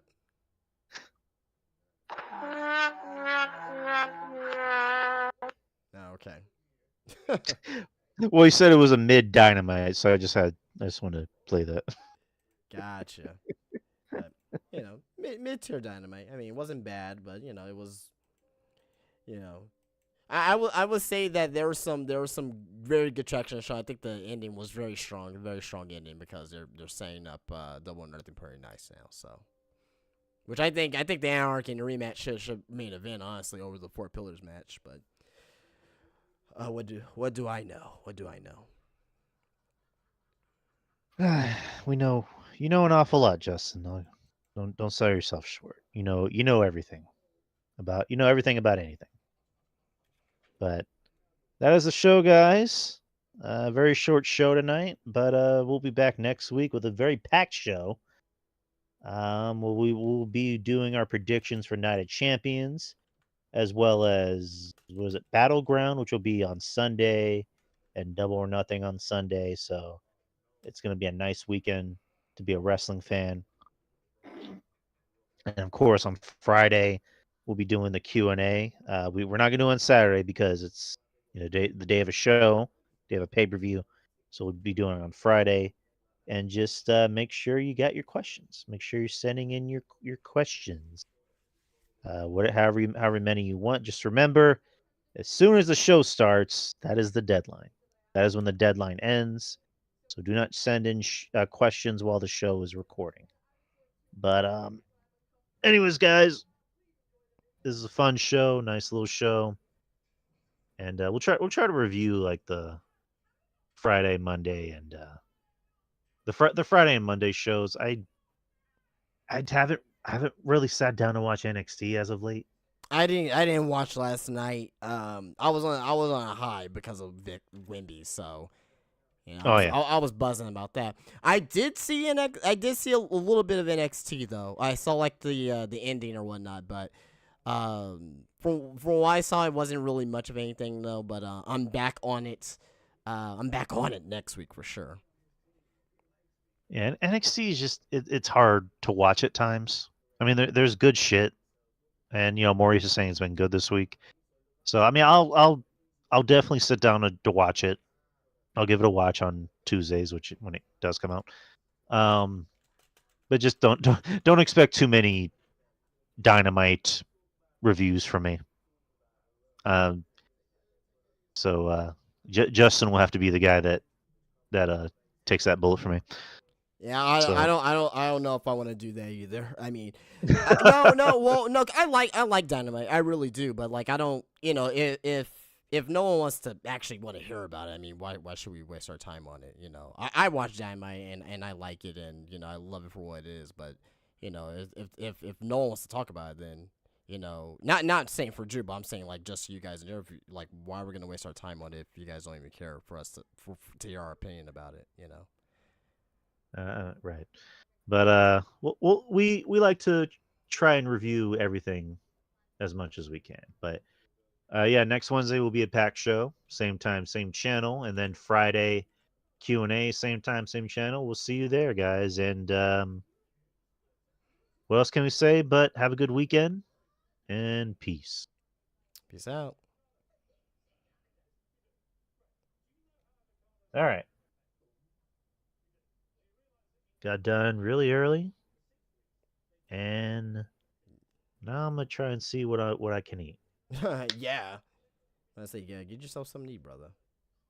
And the Knicks, or not the Knicks, the Celtics are losing actually. Yeah, they lost the lead. Yeah, the Heat are no joke. They play games close, man. They underachieved in like I always knew the Heat at the beginning of the season was gonna be here, but they just underachieved in the regular season. Right. And they don't even have Tyler Hero. I think without Tyler Hero is helping them, to be honest. Which is weird because he's like their second best player. No, he's like their third, maybe So fourth, maybe fourth. I may put him fourth. I probably still put Kyle Lowry ahead of Tyler Hero, even though Kyle Lowry's a lot older now. But like in these situations, like I trust Kyle Lowry over Tyler Hero. Like Hero, he's such a streaky shooter. Like you don't know what you're gonna get out of him, and he doesn't play fucking defense. So I mean, I think Bam Adebayo might be their second player. oh, definitely, yeah, he's an all-star for sure. So, where's that yelling? Is there somebody talking behind you, or is that the TV going on? Oh yeah, my TV's on. Yeah. Okay. But yeah, the Heat are no joke. I wouldn't be surprised if the Heat won this series. I see it going to 7. Man, it's kind of hard. I got Boston. Even though I'm not really a big fan of Boston at all, I got Boston winning the series. I hope I'm wrong, but I think the NBA wants to do Boston versus LA, but fucking Jokic is like fucking doing some real shit right now.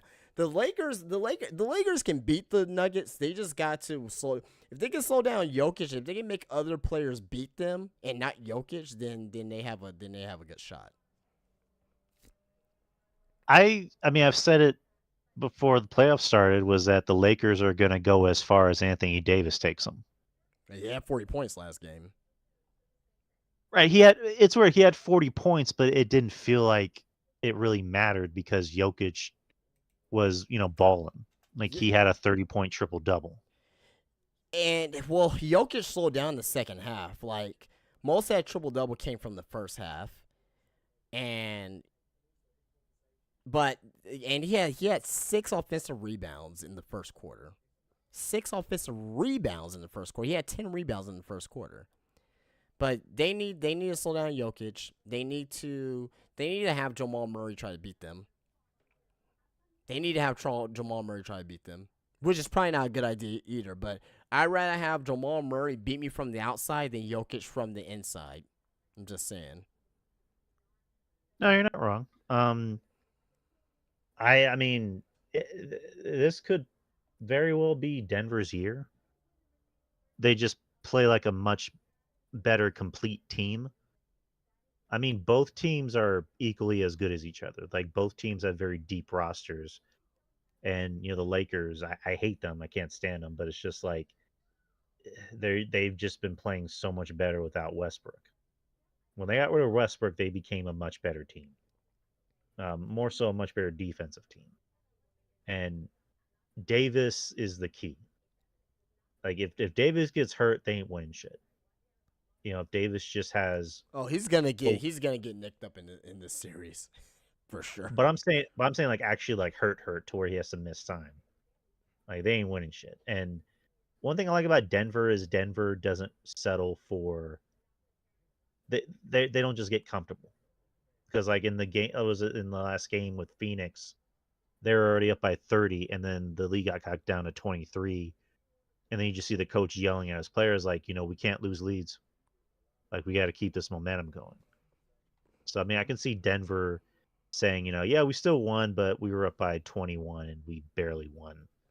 So we gotta find ways to look for weaknesses in their arsenal and do things that they're expecting. No, I don't think Anthony Davis. He like if Anthony Davis can. I mean, probably not 40, but like if he can give you like 30 a game, and LeBron can give you like 26 a game. But the player that hurt them the most was D'Angelo Russell. He didn't have a lot of points that game. I think he had like 6 or 8. Oh yeah, he didn't do shit. Austin Reeves had like 22, 23 points. So he's doing well, but D'Lo, man, he needs to figure it out, man. He needs to figure it out. You can't just have all your scoring coming from Austin Reeves, Anthony Davis, and LeBron. Like you just right, can't. And that was that Rui Atamora. He was doing pretty good. Hachimura, yeah, he had like 15 or something like that. Right. So yeah, D'Angelo was just non-existent, straight up. But okay, what the fuck is going on with YouTube TV?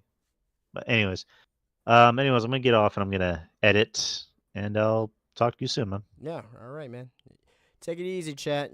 Y'all have a good one. Take it easy. Night, Kyle.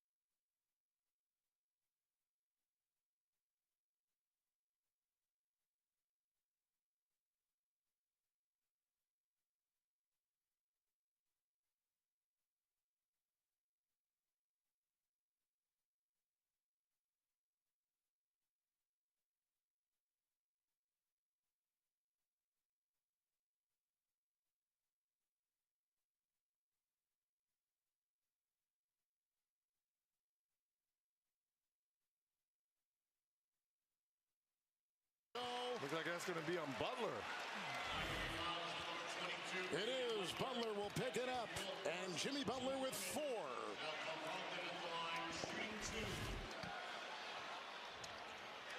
But you're definitely seeing a contrast here.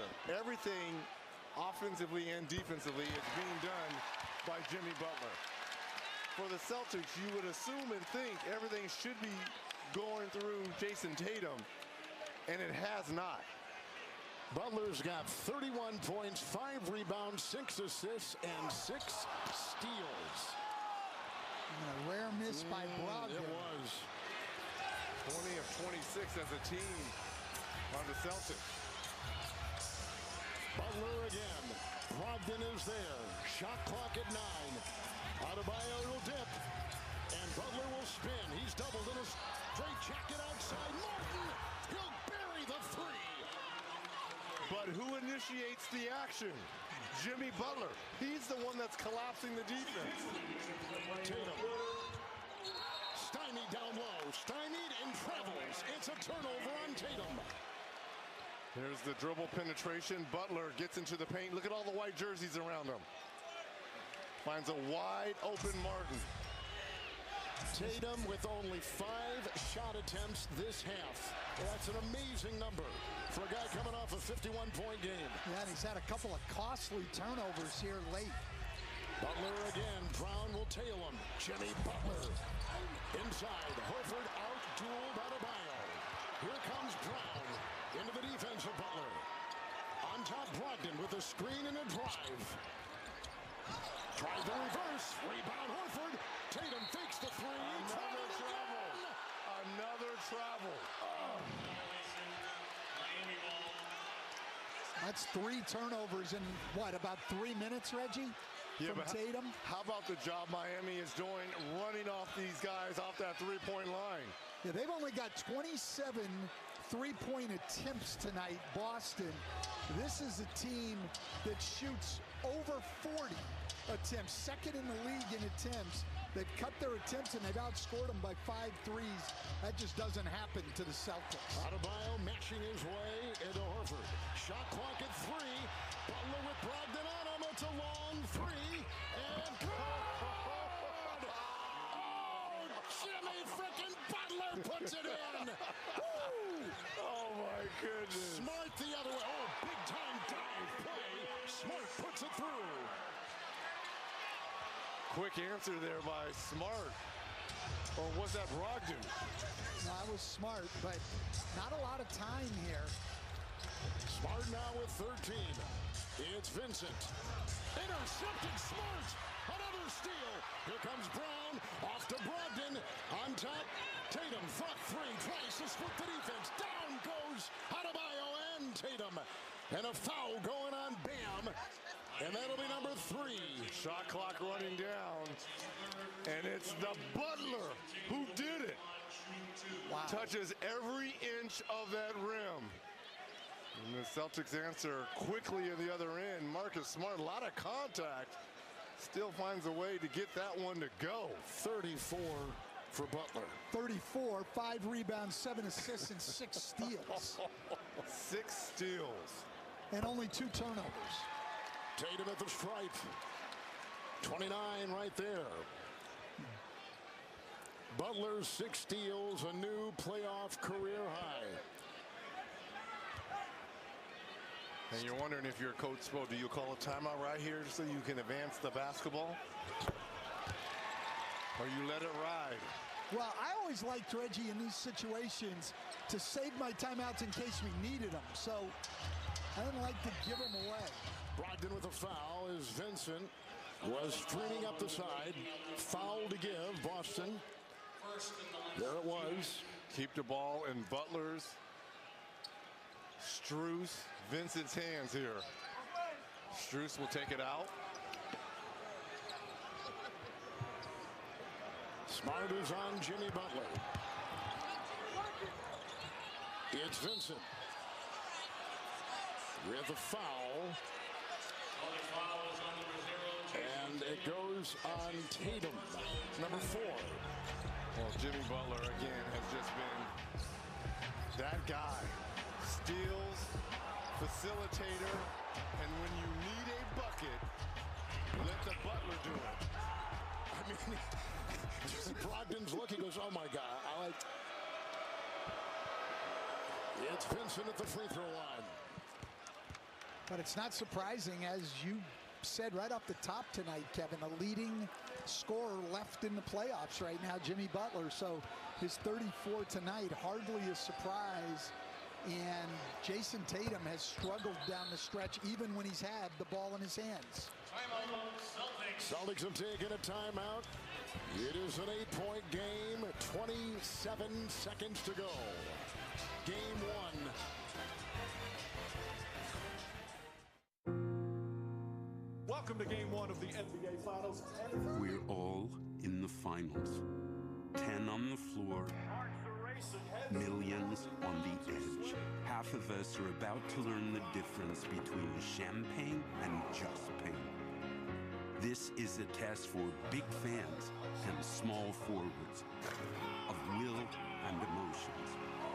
48 minutes, long enough for everyone to feel everything. Let's see how fast they push the pace and how quickly you go from angry to amazed, from anxiety to assurance. Denial will lead to determination. Hunger will become hysteria. Just when we think we felt every emotion possible, we realize that was only one game. But it takes 4 wins. Only way to do it. Only way to do it. To become champion. What a way to start the conference finals. It was Jokic last night versus the Lakers, and now Jimmy Butler. What a performance and a wink over there to the Heat bench. It's a Brown three and a spinning shot. A rebound by Brogdon. A gentle shot is away and through. It's a 6-point game with 21 seconds to go. Butler's got it. Full court with Tatum and Small. They got him. Knocking it away and a foul. Boy, for a second there, it looked like they may have had the ball. Yeah, it did look like they had a chance, and Butler left his feet, which leaves you with very few options. And he's fortunate. Right? Yeah, especially with 2 timeouts remaining, which he's got to know they have. You get trapped in those situations. The last thing you want to do is turn it over, and Butler will get to his 10 free throws tonight. Magic number. And again, this is very reminiscent of that game 1 versus Philadelphia.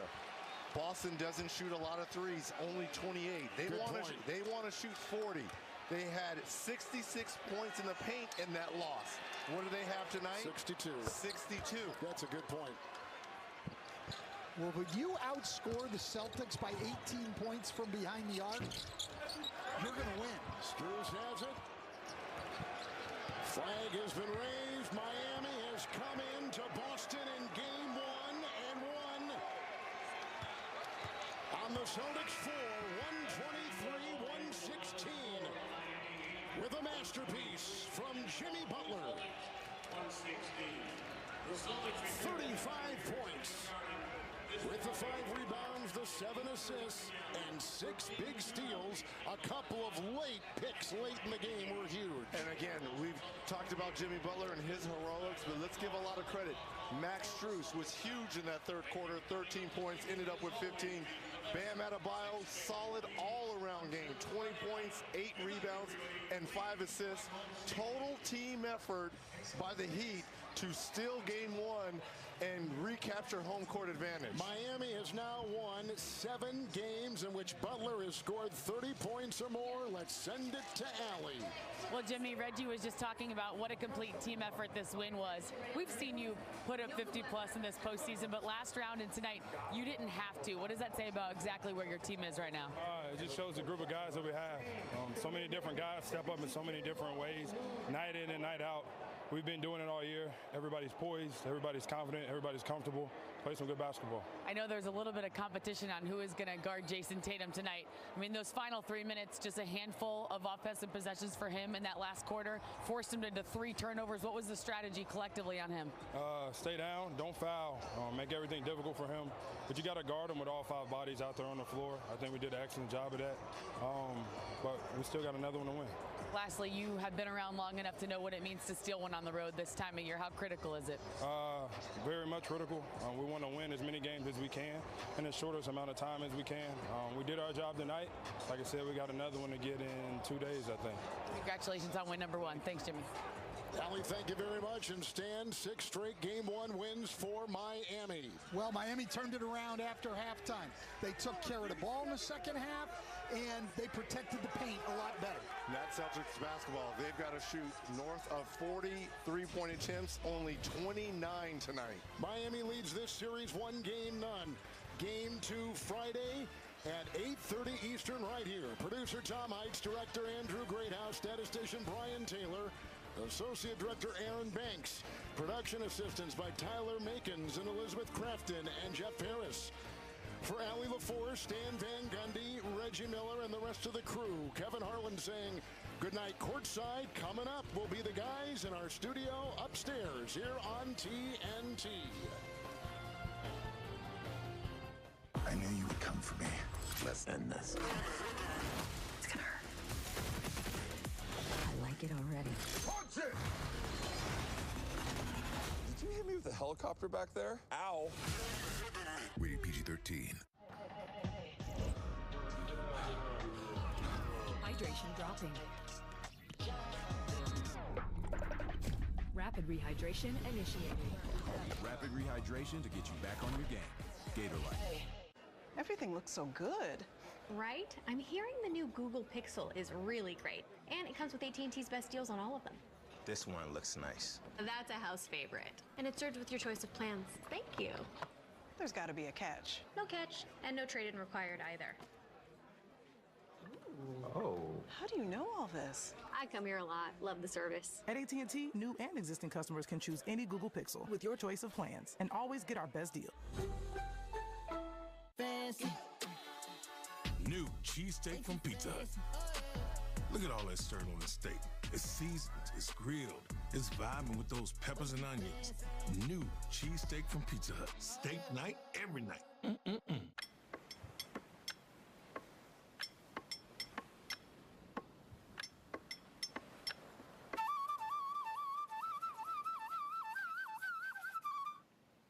Whoa. Yeah, it's no big deal. It's just something I've been working on. I'm gonna pull over and stretch my legs. I think he was supposed to keep left there. What is this place? The other side of the rest stop. Bundles as far as the eye can see. If you're looking for a first mate, I know a guy.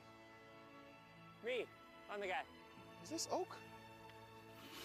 4 types of jerky. This is where I live now. You could save a ton with Progressive by bundling your boat or RV with your home and auto. Hey guys, free bags! They're just giving them away. Playoff mode is engaged. Here's the cornerstone. Here's their go-to player, Lucas. His game speaks for itself. What can you do? Tough shot! A real team player. Basketball IQ off the chart. Like a showman out there. He is so brilliant. Ready to move mountains. No one can copy what Nikola Jokic does. For the Mile High City. This will be their year, and that's no joke. Lakers Nuggets. Tomorrow on ESPN. MLB on TBS Tuesday is back for a new season. We are ready to play baseball. There's nothing weak about this team. Every Tuesday night, TBS is on the call. It's going to be caught. Dodgers Braves, Tuesday at 6:30 p.m. on TBS. Gawker posted clips of the sex tape. Thought I was exposed.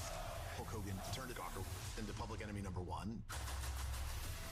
Rich and Shameless, Hulk Hogan versus Gawker, next after NBA coverage on TNT. So you're saying you could travel back in time? But Bruce, I could fix things. I could save people. My mom, your parents. You changed the past, and you changed the future. Who the hell are you? Yeah, I'm Batman.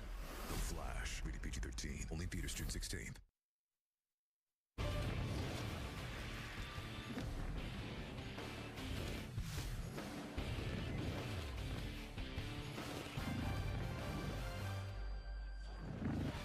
A Game 1 stunner on the parquet floor at TD Garden.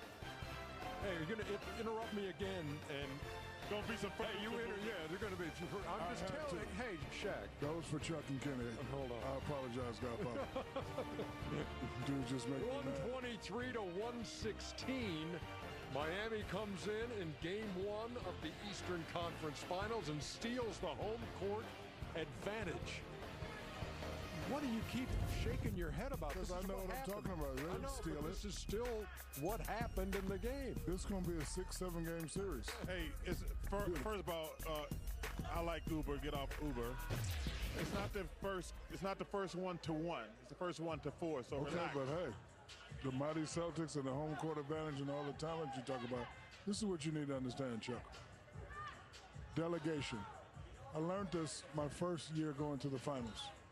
Keem got his, Clyde got his. Can't let Kenny hit 9 threes. That was game 1. Well, if you could have gone with Keem better. Yeah, well, it don't matter. Keem averaged 31, averaged 28. I'm trying to make a point here, big dummy. Second game, we focus on Kenny, Sam gets off. Third game, everybody gets off. The fourth game against 3, everybody gets off. The Miami Heat plays the same way all the time. If you look at Boston, it's too much up and down. Hey, it's too much up and down. It's too much up and down. You know, you talk about all this talent. Miami Heat plays the same way all the time. Hey, they won. Am I right, Kenny? Yeah. And they do it by delegation. I will say, I was on in that same bandwagon that Chuck was on in terms of the talent, and I thought that you're in the conference finals that you would figure it out. What surprised me most, Shaq, was that they couldn't defend in person. Like, they didn't defend the same way. Forget about if Tatum's going to get 30, Brown. Can you defend? You give up 123 points at home. Can you, on key possessions, when I was like, oh, this is the stop they need to keep the momentum up. They're up 9. They're going to go up 15. They couldn't do it. That surprised me more than anything, Shaq. So the delegation defensively also was not there. And they give up 46 points in the third quarter when Miami seized control of this game. Let's take a look at the highlights here on Inside the NBA, presented by Kia. And so Jimmy Butler and company opening up on the road. Joe Mazzulla's Celtics. And Robert Williams, who's back in that starting lineup, played in the previous series and getting it going early. No, Ernie, what I was looking for in the first half, especially from the Celtics with home court advantage, and after that fabulous Game 7 win, I was looking for a little bit more killer instinct out of them. I wanted to see a sense of urgency. They didn't have that. They didn't have that at all, Shaq. You're right. So Miami stayed with them, and then Miami had some turnovers, and then they were able to get a lead, but Miami fought back. What would be a killer instinct move or description? Okay, you talk about the talent they had. Tatum 35, Brown 29, Brogdon 15. Marcus Smart played great with all his assists. Al Horford 3 for 4 from the floor. Just the crowd didn't get going until the fourth quarter. Meantime, Kyle Lowry got heating it up. He kept them in the game early in that first half. When they were down, he kept them in it. He hit 3 or 4 threes. Yep. Scoreless in the first quarter, 13 in the second quarter. And the game tied at 47. And then the Celtics put a little 10-0 run together. Yep. This one you thought they would seize control, but the third quarter ended up being the difference in the game. Like right here, they go up.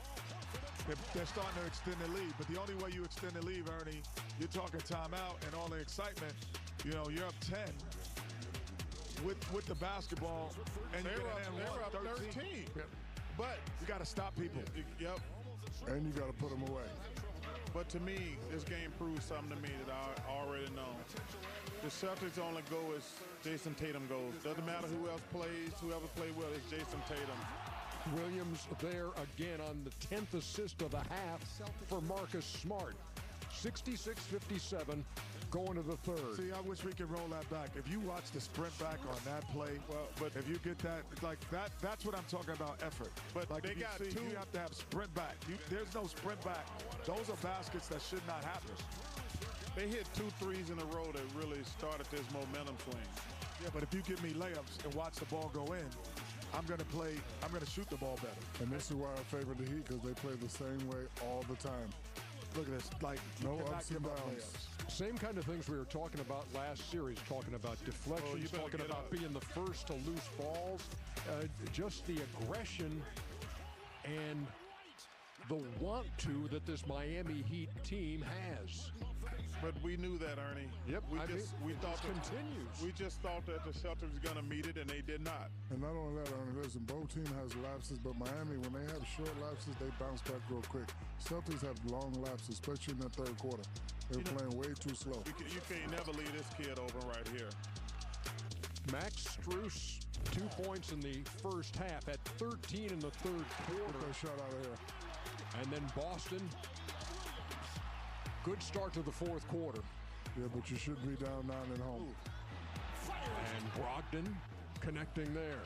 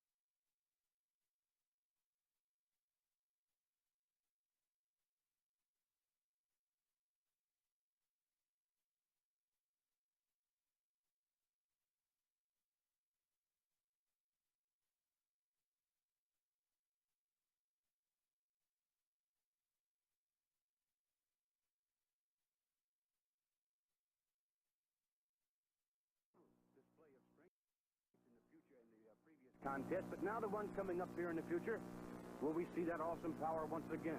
What type of style will?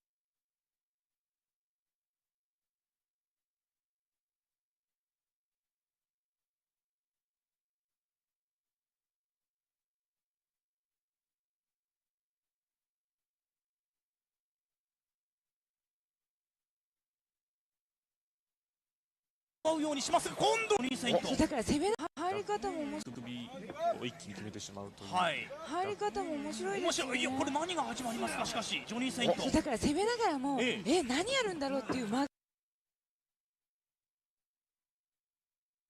amongst my generation of wrestlers. And guys, these are guys who grew up watching tapes, trying to learn as much as they could from tapes because there weren't a ton of veterans around to learn from. And when you talk about technical wizardry, and I'm somebody who really appreciates technical wrestling, there is nobody better than Johnny Saint. it's incredibly lucky for WWE to have somebody like Johnny Saint. I wrestled him in 2009, and it's weird because it's a different style that's kind of been lost. You know, you can watch the tapes, but it's not the same as being there and living it. And those guys wrestled anywhere from 5 to 10 matches a week doing that style. And when you wrestle that style that often, you become a master at it, and that's what he is. So him being the GM of the UK scene for the WWE is such a bonus for all those guys, because he's somebody who gives back so much that if you have any questions, if you want to pick his brain, if you want to say like, hey,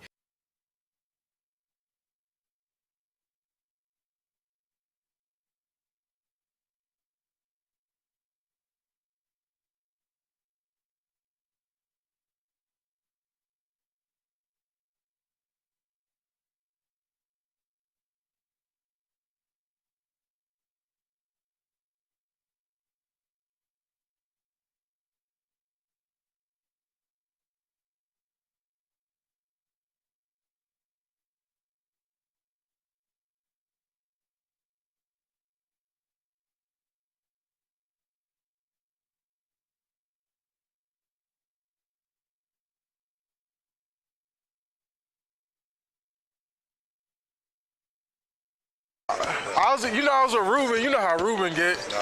Now, for tonight. I'm with you tonight. I was with Ruben. You know how Ruben get. Yo, hey, I'm gonna need a 0 today too. I'm about to go get a Celtics jersey.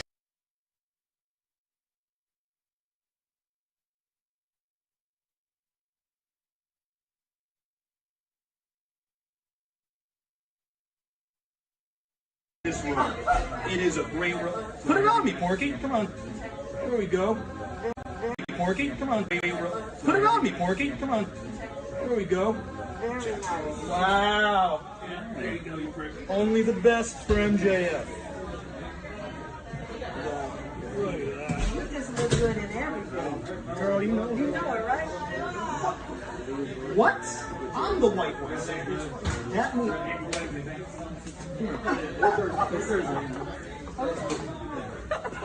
Sandra, you are stunning. Clint, you are morbidly obese, but I love this room. You are morbidly obese.